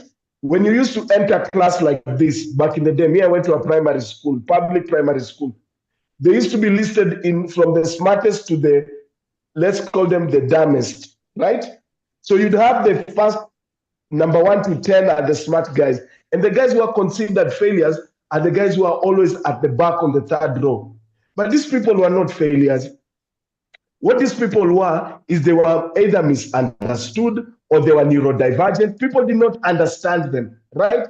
So going back to what failure is for me, it's an opportunity for me to learn how not to do the same thing. And it's an opportunity for me to reduce my ego.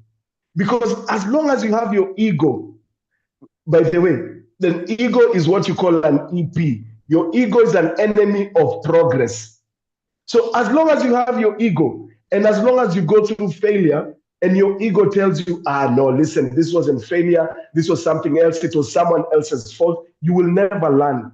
So for me, I'll tell you one thing for free is create a relationship with failure.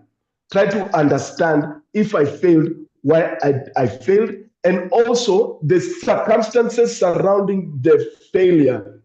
These are circumstances that you can bring other people. Remember, I keep on talking about other people because I believe in the power of community. This is an opportunity for you to bring also other people in the conversation, other people to also audit that experience. They need to audit it and say, okay, guys, this is the situation I went through. This is why I did not succeed. Why do you think I did not succeed? Now, once your ego is down, you can be able to be vulnerable and learn so much. So my suggestion is build a relationship with failure. This will make you understand that it's an opportunity for you to reinvent yourself and reinvent the process. I don't know if I'm answering you, and if it's neither right or wrong answer for me. Thanks, Frencho.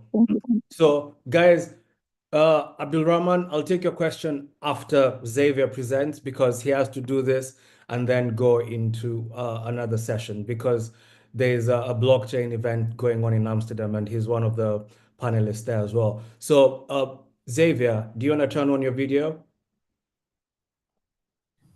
Hello, can you hear me? Yeah, let me just spotlight you.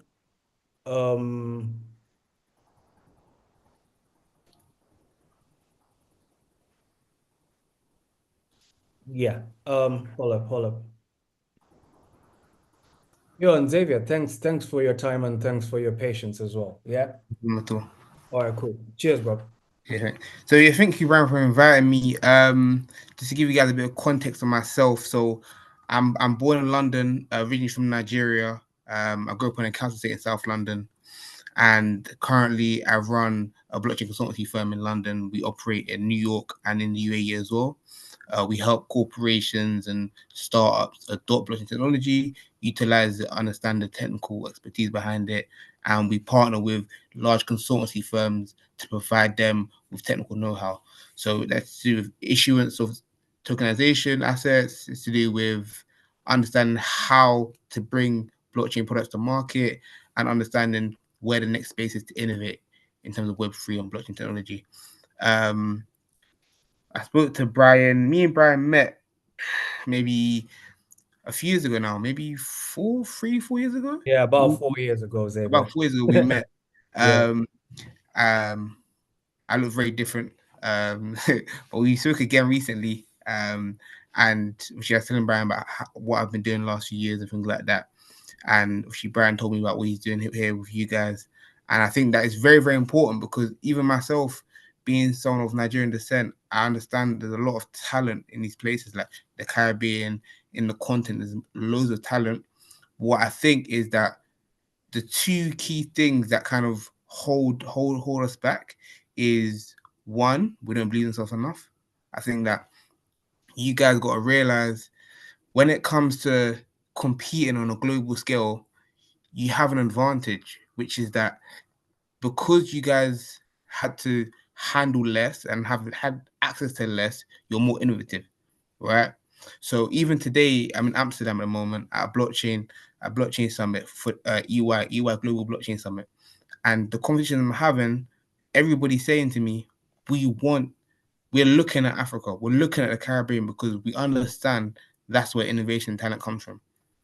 But I don't think those same conversations are happening within the continent. I don't think we understand that the continent is where we need to be focused in terms of investment, in terms of where the talent is, in terms of where the innovation is going to stem from, right? So I think you guys in here need to not so much be worried about trying to catch up to Europe, but focus more on growing and building your vision, building your reality, and let Europe catch up with you. Because at the end of the day, the only difference between what you're doing on the continent and compared to Europe is just access to funding, right? And access to funding will come. As long as you guys are building, mastering your craft, that's very, very important as well. Master your craft. Because despite how you may look, how you may sound, whatever prejudice someone may have against you in the boardroom or in terms of investors, whatever it may be, if you master your craft, that will speak volumes. So I myself, growing up in South London, the council estate, I don't look or sound how majority of people that myself and Brian bump into look or sound, right? They're old, white, bald people most of the time. Even when we was at Parliament recently, there was probably me, Brian, one other black person. Everyone else was old and white. So what allows us to not only get into these rooms, but also stand out in these rooms and be people that people want to speak to, people that people want to invest in, people want to actually gain our attention. Why is that? It's because we've mastered our craft. We invested time and energy into knowing us, knowing our subject matter in real depth. And I think that's a key thing. If you guys dedicate that time and energy into knowing your subject matter in real depth, and that's your foundation, that's a very strong foundation. And then from there, the next step would be adding sophistication, allowing you to do all the other things that Brian will be teaching you throughout this course when it comes to growing your startup, when it comes to bringing your product to market, when it comes to coding, etc. But I think the foundation always stems down to mastering your craft. That's very, very important. That will allow you to not only get into rooms, but stay in the room, and it will allow you to build your own rooms as well. I think that's another thing we got to focus on, being able to build our own rooms, because at the end of the day, if we're always going to be knocking on the rooms of Europeans or Americans, it never allows us to build our own rooms and build our own continent, our own countries, our own economies, and that, for me personally, I think it's a bit backwards. Like I said, everyone in the world looking at Africa, looking at the Caribbean as, what are they going to do next? They're looking at it as saying, how can they build so much with so little?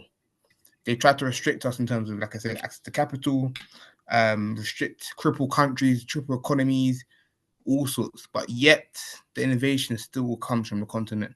We still build, we still have talent. We're still able to be agile. We're still able to compete in the market, right? So I would just say, if you're a founder or you want to build something in the continent or in the Caribbean, one, master your craft. Two, understand that where you are is where innovation is stemming from. So don't look elsewhere for innovation. The where you are right now is where innovation stems from. There's talent in the places you're at. There's talent around you, right? As long as you master your craft and you find the talent around you and you build that talent, you'll be fine. And then come to things like this where you can network with people, build community, connect, and build the economy within the continent, within the Caribbean. I think that's very, very important. Like I said, I myself, coming from South London, coming from a council estate, already growing up, it's like entertainer, possibly athlete, or you're gonna do something illegal, right? That's the path set out for you. Either gonna sell drugs, maybe become a footballer, or maybe become a rapper. That's all there is. Growing up, that's all I see. So when I'm growing up and I'm looking, okay, cool. The person down the road who looks like they're enjoying life, driving a Mercedes, what does he do? Oh, he sells drugs, or he's a rapper. That's all I see. So the fact that I can come from that and now be able to be in a place where I go to summits internationally, I speak internationally, I'm in parliament, we're in the rooms, right? People are reaching out to us. People want to be able to get our attention. People are reaching out to us daily. Brian could probably tell you LinkedIn's going crazy, just like mine. People want our attention. Why? Because they understand not only are we masters of our craft, but also the talent we have access to, what we've built. So if you keep building, you master your craft, understand that innovation stems from where you are, and I think everything else will come to you naturally. But just bear in mind that it's not always everything out there, such a big wide world out there. Understand that everything you need in the continent, 100%.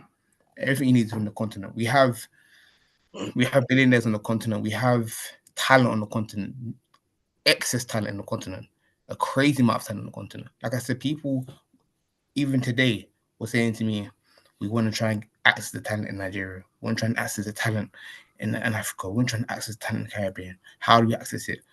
X, Y, and Z. So if people are looking in to access that talent, then that's what we should be doing as well. Thanks, Xavier. Xavier, just for context, do you wanna would it be safe to use the example of Top Boy to illustrate a council estate in the UK? Okay, yeah. Top Boy, yes, exactly. I Top like Top Boy. Boy, yeah. What's the recent one? What's the one that just came out on Netflix recently? The Gangs of London. No, it's not that one. It's the one where they have superpowers. Oh yeah. I know that one. Sickle Cell. Is it Sickle Cell? Supercell. Yeah, Sickle Cell. Yeah. So Supercell was actually yeah. shot in my area. So Supercell, my estate's actually in Supercell. The state I grew up on is actually in Supercell. Yeah, but so they get the gist. They get the gist. So guys, if you watch Top Boy or Supercell, just put a fire emoji so that we see that you understand the context of where Xavier grew up in and the sort of outcome that's expected of you when you're from them ends. Yeah, so they're with it, Xavier. They're with it, man. Yeah. So I just feel like even myself, I have this year I have been making partnerships with people in Nigeria, people across the continent. So if you guys here wanna connect with me, feel free to connect with me. I'm always looking to connect with talent back in the continent, back in the Caribbean, because like I'm saying to you, that is where innovation stems from. That's where that's where new growth is going to come from. The continent has the lowest median age population wise in the whole world. The youth is in the continent, Yeah. right? The talent's in the continent. So we need to be investing back into the continent. So if any of you guys want to connect to me, ask me any questions, need help Yeah. with anything, I'm always happy to Xavier, help. I know you're in a rush to wrap up. Just before you proper wrap up, let me pin Frencho back here. Frencho was recently in the UK, and we were having discussions about Africa, and he's like, Moby, literally exactly what you said, Xavier. Like Africa is where it's happening. And Frencho told me something that I didn't even know, that Nairobi nowadays is called the Silicon Savannah, right, Frencho? And Yeah, literally, yeah. Africa is where things are happening. And Evan, Evan, you wanna video yourself?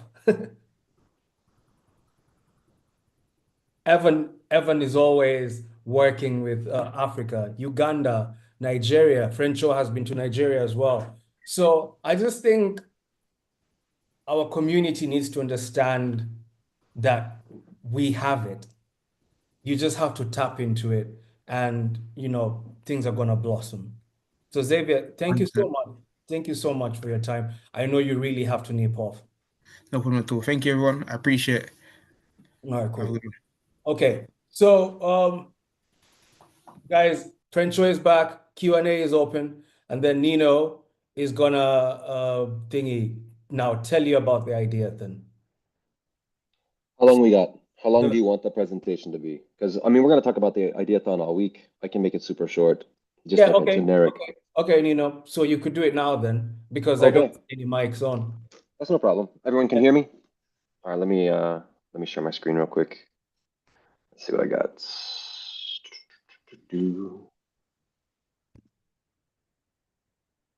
I'm just starting the presentation. I'm waiting for it to load. Okay, that's fine. All right, and then let me share my screen. Where's the share screen? Share It's right there. It's the screen. green button.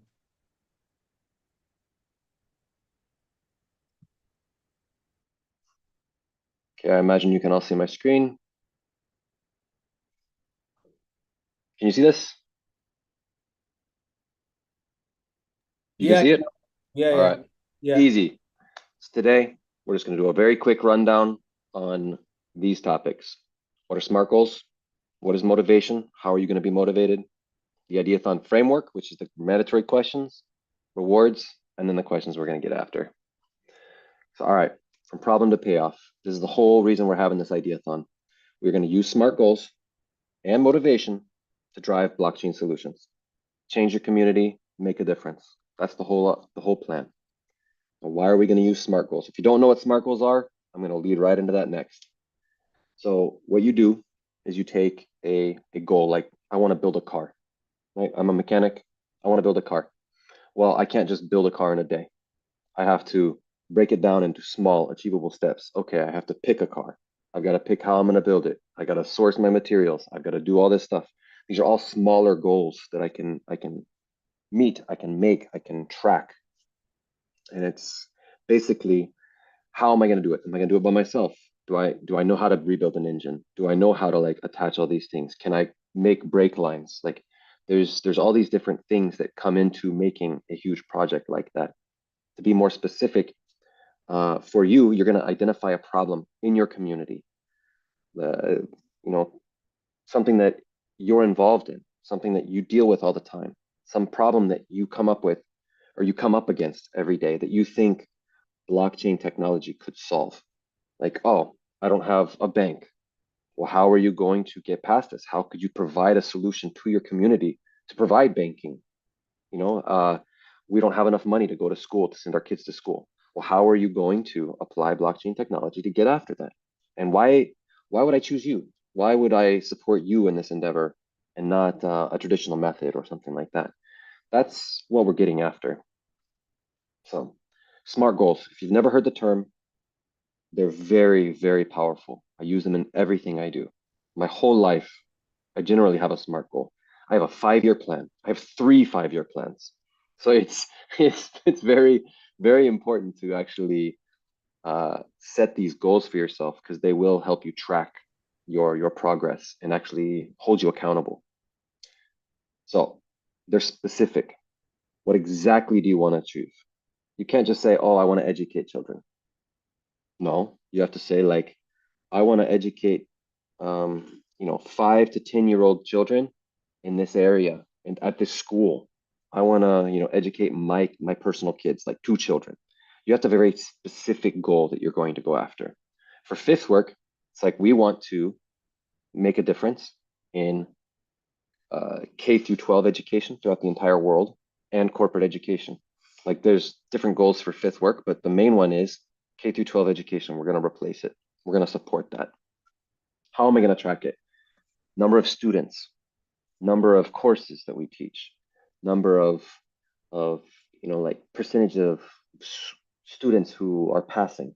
These are very measurable goals. Achievable. Is it realistic with your resources? I own an education platform. I have one. It's very easy for me to educate people. I have Blockchain Lex Group as my network. I can reach out and be like, hey, Brian, I want to do another cohort, or I want to do another loan long thing or something. This is very realistic for me to be able to do that. Well, I don't expect you guys to be able to do that right away, but you need to have a goal that is achievable. It is something that you actually could do. And then we're going to get into motivation and why that's important soon. But does it align with solving your problem? So it's, even if your goal is, I want to educate children. So what am I going to do? I'm going to buy 5 cars next year. Like, that doesn't make any sense. It's not achievable. It's not relevant. It has nothing to do with educating children. So you need to have goals that are going to be specific to achieving your problem and being measurable. And then assign a deadline. That's the important part. All right. What does it do? This is just examples, right? So increase enrollment in a blockchain course by 30% in 6 months. I could probably do that. How am I going to get after that? I could track signups. I could track completion. I could see how many payments I've paid out to my students, or like how many motivations I can do. Can I use, like I just said, my network to actually get out to new students? Could I use ad revenue, to start sending out ads to the rest of the world? Like, how am I going to reach students? Let's say I want to educate children in an impoverished area in Africa, right? Where they don't have like an internet at their school or something along those lines. It's like, how would I tackle those barriers to get those students, those specific students, access to the internet and devices to actually use them, and teachers to provide them? So all of these characteristics need to line up. And then what you're going to do with this is, I'm going to go back one. So all these characteristics need to line up, and you're going to have one very specific goal, probably getting after either the big idea that you want to solve or a little idea that you want to solve. For the ideathon, I'm going to want to see a SMART goal. It's part of the ideathon, where you are choosing an idea, or you're addressing a problem, and you're getting after it in a big or a little way. The more specific you can be, the more unique you can be, the better. So I know I'm kind of rushing through this because it's no long thing, right? So motivation. There's 2 reasons that I'm talking about motivation. There's a graph after this, but not only for your students or your community or your project that you're going to get after, you're going to have to motivate your users in some way. Like, if you're a real estate agent and you're now doing all of your land purchases on blockchain, you've NFT'd the deeds, and you're going to be transferring ownership between people using NFTs. How are you going to sell that to your community? You're going to do that either through extrinsic motivation or intrinsic motivation, because it's the right thing to do, right? Or is it because it's cheaper? In that case, it's probably because it's cheaper to move deeds. It's more protected from fraud. So the difference between intrinsic and extrinsic is intrinsic is it comes from inside. That's right here. So this purpose, it's interest, it's the right thing to do. It's because I want to do it, because I should do it. Those are intrinsic motivations. Extrinsic motivations, I want to make money. I want to be rich. I want to improve my grades. I want to look better to the outside world. I want something from the world, from outside of me. That is going to be a motivation, not only for you to continue with this project, but for your students or your customers or whoever you're selling your idea to. Like these problems that you're trying to solve, people want to use it. If they don't want to use it, if there's no reason to use it, they're not going to go after it. So for us, Fifth Work, we pay people to get educated, right? You're all here. It's a free course. At the end, there's going to be awards. There's going to be certificates. You're getting something from this. So there's this extrinsic motivation for you to come here and do it. Also, a lot of you just want to learn. A lot of you want to be here because you're curious. What is blockchain? What is Web3? Yeah, you have the opportunity. Just hold up. There's somebody's mic. I need to mute everybody, and then you unmute yourself. Okay, Nino, unmute yourself, please. There we go. All right, I'm back. So I hope I'm not losing everybody, because I am kind of rushing a little bit, but we'll go over this again in more detail, and I'll open up the questions as we go along. But this is just no long thing. We'll get through it. So using motivation in your Ideathon project. Identify what motivates your users or your community.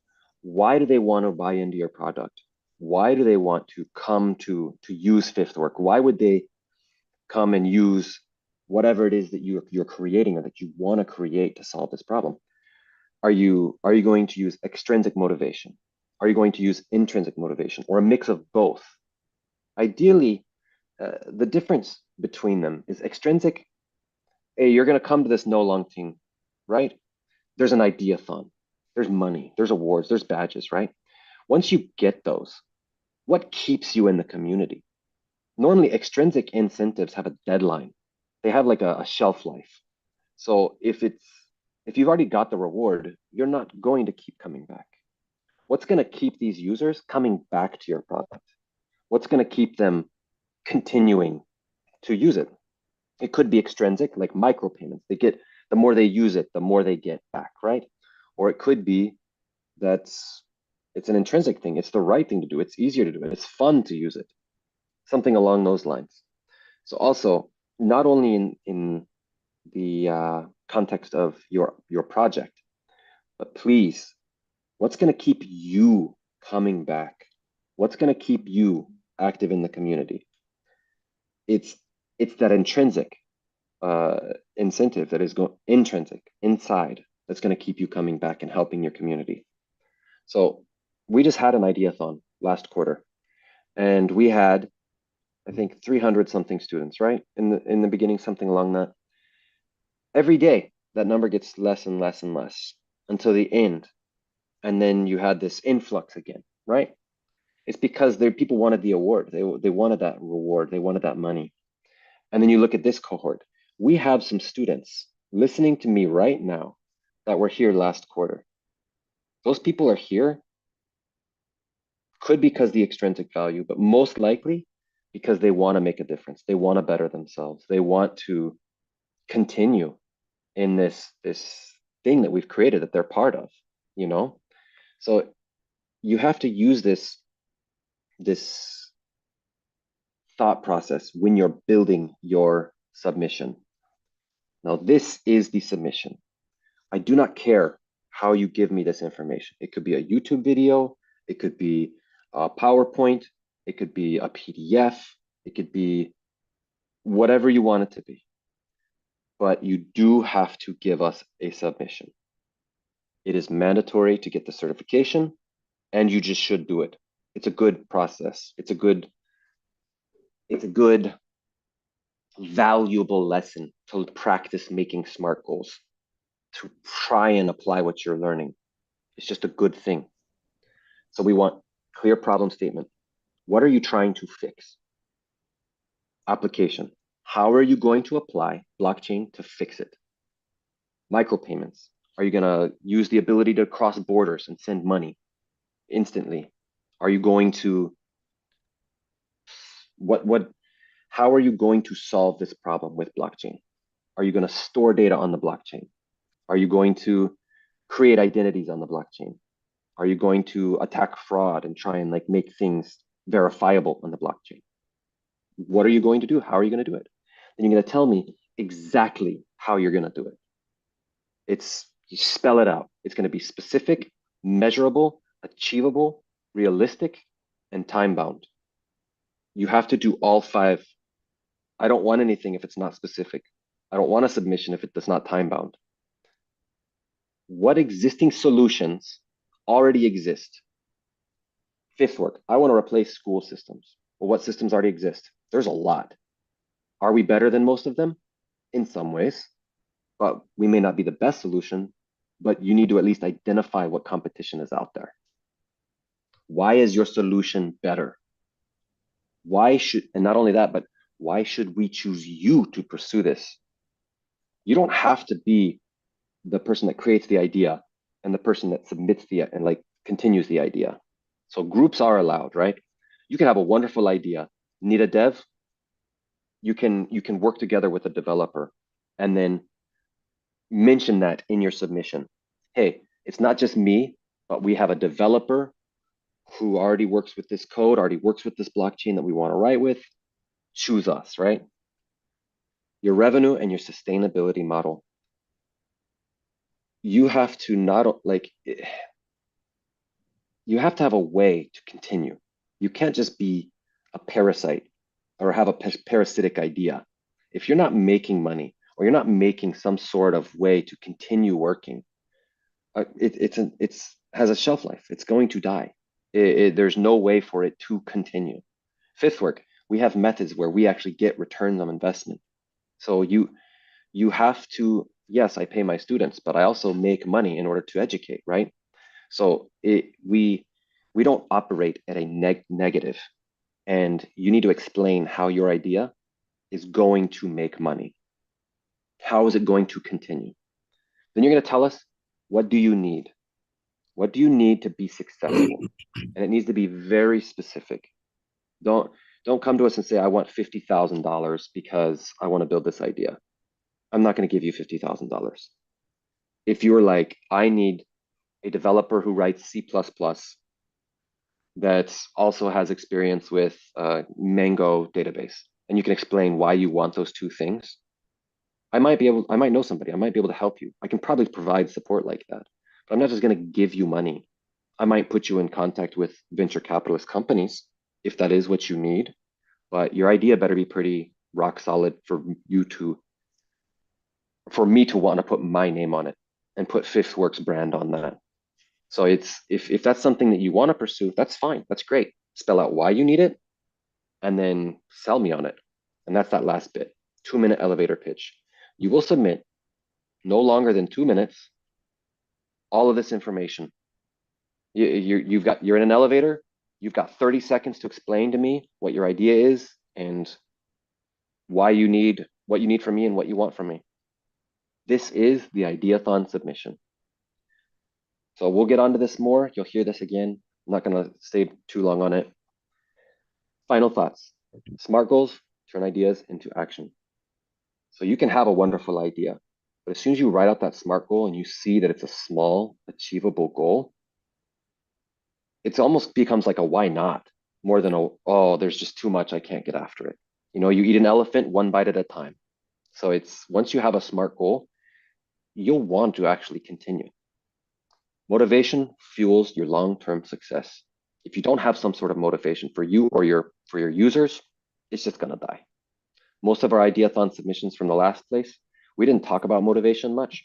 And I fixed that with the feedback. I should have talked about motivation more, because you need to find out why you're doing this. You need to have a heart to heart with yourself. Do you really need the certification? Do you need to do this? Oh, I got an echo. Can you mute back? Whoop, whoop. Nino. Yes, I'm back. Okay. All right. Now there was just someone talking there. I heard an echo of myself, so I paused for a second. So, final thoughts. You're the driving force.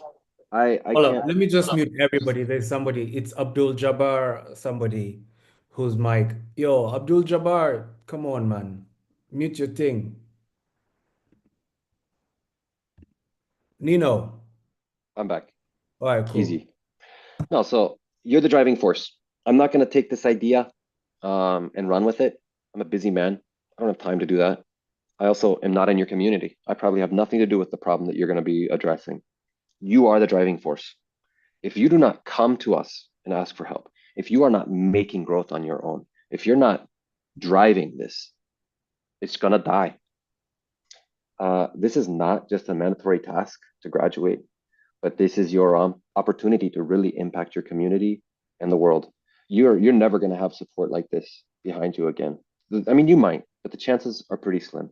And the fact is, you have that support right now. If you are actively seeking this support, you're getting after it, and not only that, but you've done everything that we would expect from somebody, to where it's, I've done everything, I just need this little bit. Okay, yeah, let me help you get that little bit. But we're not gonna do this project without you. You are the project. So the rewards for the Ideathon. You already know you're gonna get the certificate from Blockchain Lex Group at the end, and this is mandatory. You will submit something from the Ideathon. 3 winners will be chosen. The reward is $300 for each winner. So we did the same thing last time. Last time we handed it out in a crypto. This is however you want the money. If you want it sent in US dollar, realize that there's gonna be a fee. It's like a 6% fee. If you want it in crypto, if you want it in XRP, let us know and we'll get it to you in XRP. Your submission is your intellectual property and it remains your own. Again, I'm a busy man. I don't have time to pursue your problems, but I just wanted to write this down. As far as Fifth Work is concerned, this is your idea. I mean, it's yours. I wrote it down. It's right there. You must submit a unique idea. If you submit an idea that says you want to tokenize deeds to real estate and you want to start doing it and you don't have anything to do with real estate, why are you even submitting the idea? Come up with something. Find something. It's a good exercise. It'll help you life. You can submit in a group. So if you feel like it'll strengthen your submission, to have a developer, to have the ideas, you can. Statistically, you know, our last group, it was 3 individual people who won. So it wasn't the groups that were winning, but I mean, who knows? Your idea might be unique and worth it. All right, this is the end, but it's not the end. Don't stop. Keep going. Success will not come and find you. And you'll see, you know, go forth and try, fail often, fail fast, build a relationship with failure. I added that quote while he was saying it. I typed it in real quick. But no, I liked it. It's hopefully I spelled French all right. But Yeah, that's it. That's it. but no, honestly, he's right. You know, even with Fifth Work, you know, we failed, we built and we improved, and then you fail again, and then you improve, and it's slow at first. Sometimes it is pretty slow, but there's times when it's like a roller coaster. You know, just fast, fast, fast, fast changes, changes, changes, and then nothing, and then fast, fast, fast changes, changes. So you've got to don't be afraid to make a choice, make a decision. You know, like a lot of times, something I like to say is the enemy of good is better. So let's say you have a good product. but you're like, I don't want to push it yet because I don't have this or I don't have that yet. I want to build this. I want to add this functionality to it. Well, you've just lost. Maybe somebody else builds it while you're sitting there trying to add the functionality. No, you build it, you go, you move. Fifth Work started off as a JPEG image that I created after talking to Evan. And then, like 2 weeks later, we had like a little JavaScript prototype, and it was super, super simple, but I don't know backend coding. I can't do that. And then we found a guy that I actually reached out to my brother. Again, networking is so important to echo the other people that talked today. Reached out to my brother. He knew a backend developer, actually a full stack developer. And the full stack developer took our idea and built it. And like a couple months later, he had like a working, functioning, compliant, legal application. And it was literally like 3-4 months. But again, it was our third or fourth iteration before we actually had a product. And then we started adding more functionality. And it probably took us about a year before we had our first cohort. But in that year, there was slumps, there was slow time, there was fast times, and it was just something we kind of worked on the side when we had time. But if we had dedicated more time, quicker, sooner, there's nothing that would have stopped us from being where we are now years ago. I mean, we started in 2019, so when we first started doing these talks, and then we actually became a company in 2020. I mean, 5 years later, we're still not huge. We're still not big. I mean, we do all right. I mean, we're global now. I mean, you're all here. You're feeling the impact. This started as a phone call between Evan and I. We're just friends. And look at us now. You probably don't even know where I am right now. I'm in Spain. It's like next month I'll be living in Korea. It's the world is so big right now. And I do want to just say one thing too at the very end. I'm going to echo I'm going to mix two of the things that the other people had said. Africa has such a huge opportunity to grow right now because the globe is immediate. It's accessible. You are sitting here listening to me talk in Spain, and if I wanted to send you money instantly right now, I could. Like the world is so small, and what happens when you do that is the economies mix. The economies become one, and an economical powerhouse like the States or the UK has the ability to just bleed resources into Africa and really like amplify your potential to much greater heights. So I think that one of the reasons for us that one of the reasons, not the reason, but that we care about Africa so much is we're a small company, right? Which you guys will be too. You'll be these small ideas, but you have the potential to impact the world and access these global markets. So for the instance of Fifth Work, I'll just give you an example. I'm from Hawaii. When my son went to school, the school sent us a letter saying, oh, the government only gives us $20,000 a year, $20,000 US a year to educate your son.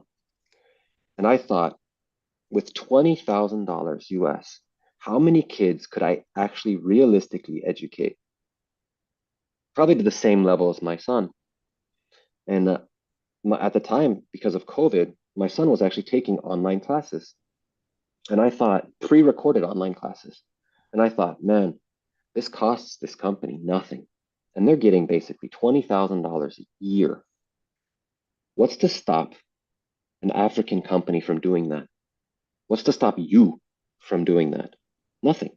You have probably in this cohort listening to me right now, the people you would need to build a company, get global, access these funds, and actually grow at a global level, not even just your community, but literally getting access to the world. You have it.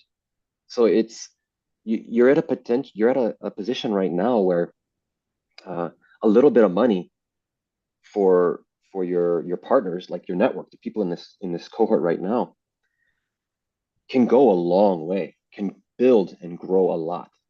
I hope that you don't just see this ideathon as a task. Cool, I can get $300. That's not what it's about.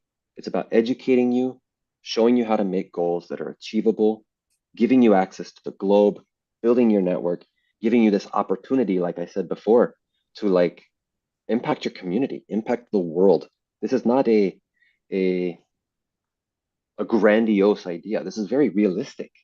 Once you start making these smart goals for the problems you see, you'll see how achievable it really is, and how little you really need to get after these tasks or this product or whatever it is you want to make. But anyway, that's all I got. Right. I know that I spoke Thanks, for yeah, because we have to have a hard stop at half an yeah, hour. Anyway, it's getting late.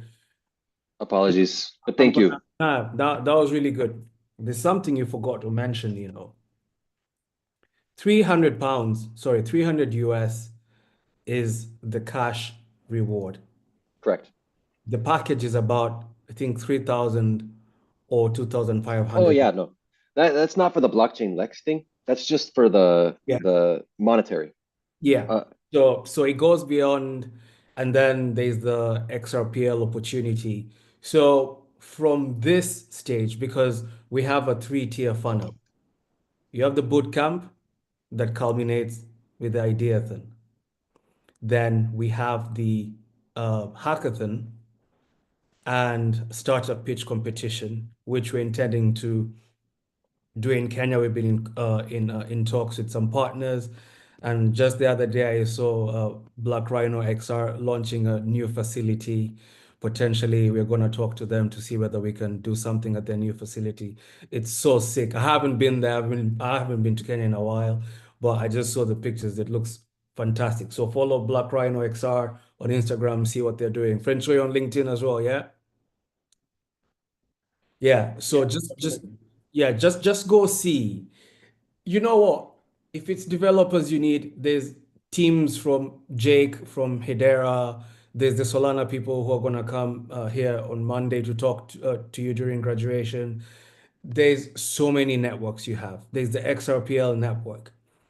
What I really hate, and I'm going to be honest, I don't like being emotional. We've invested a lot in this project. But this cohort in particular has this sort of thing like you have to be pushed, like you have to be harded, like, like Palesa has to tell you, go to the water, now drink, go do this, now do this. It's not Palesa's job to do that, or for me to keep reminding you, it's time, it's time, it's time. As an entrepreneur, you need to know what time is call time. When we used to do TV, we agree. We're going to meet at NTV at the bottom at 9 a.m. It's call time. There's a gig starting at 9 p.m. Call time is 5 p.m. for you to do sound setup, sound check, and all that. You need to understand that this is your company. You're doing it for you. We're not doing it for you. You're not doing it for us. We are going to provide you the networks. We're going to provide you the global expertise. We're going to expose you to opportunities and all that. But if you are not ready, then it's a you problem. So you have to take it upon yourselves. We're telling you to share your things on LinkedIn and all. It's not for we. It's for you to understand that, there's a network out there. And by you taking that initiative, I saw several people today, Ian from St. Lucia. I've seen several guys from Kenya. Like, I'm really proud of you. Lawal, I've seen you from Nigeria. You're taking that initiative for you. And you keep doing that every day. It puts you within the Web3 network. And those guys who are scouting for Africa, somebody might spot you like that. And that's how Palesa is with us. Because after the boot camp, Palesa took it upon herself to keep on posting and growing her network and tapping within the network, within the key players in the network. And, I was like, yo, Palesa, I recognize your game. Do you want to be part of our team? And that's how she's here. And, she's killing it. So you guys just kill it. Do this thing as it's your own thing. Don't wait to be heard and all. Yeah, I think we've talked plenty today, and you're gonna have information overload. Let it percolate. Tomorrow you have the next session on XRPL Commons. Okay. I spoke to them, told them that the session, people found it a bit technical and thing, but they said, if you really want to do it, you can do it. So for those who are going to attend tomorrow, come full swing, boot up, bootstrap, come and do the thing. Because after that, we are doing a hackathon with XRPL Commons, potentially in Nairobi or in Jamaica. And in this community here, more people are in Africa. So likelihood, and Nino has been giving us a heavy gear towards Kenya. And Paul from Abia has been saying, come to Kenya. So potentially around September, August, we're going to be in Kenya. And it's going to be for you guys. And if you guys don't show initiative, if you don't do the feedback forms, there's other communities in the Caribbean, like, the Trisha and them, the Ians and them, the Shanika and them, they're ready to have it in the Caribbean. So we'll do it in Jamaica. You know what I mean? Show us what you want to do, and we're going to help you. Again, a closed mouth don't get fed. You snooze, you lose. Too much talk. I'm even biting my own tongue. Catch you later, man. Peace.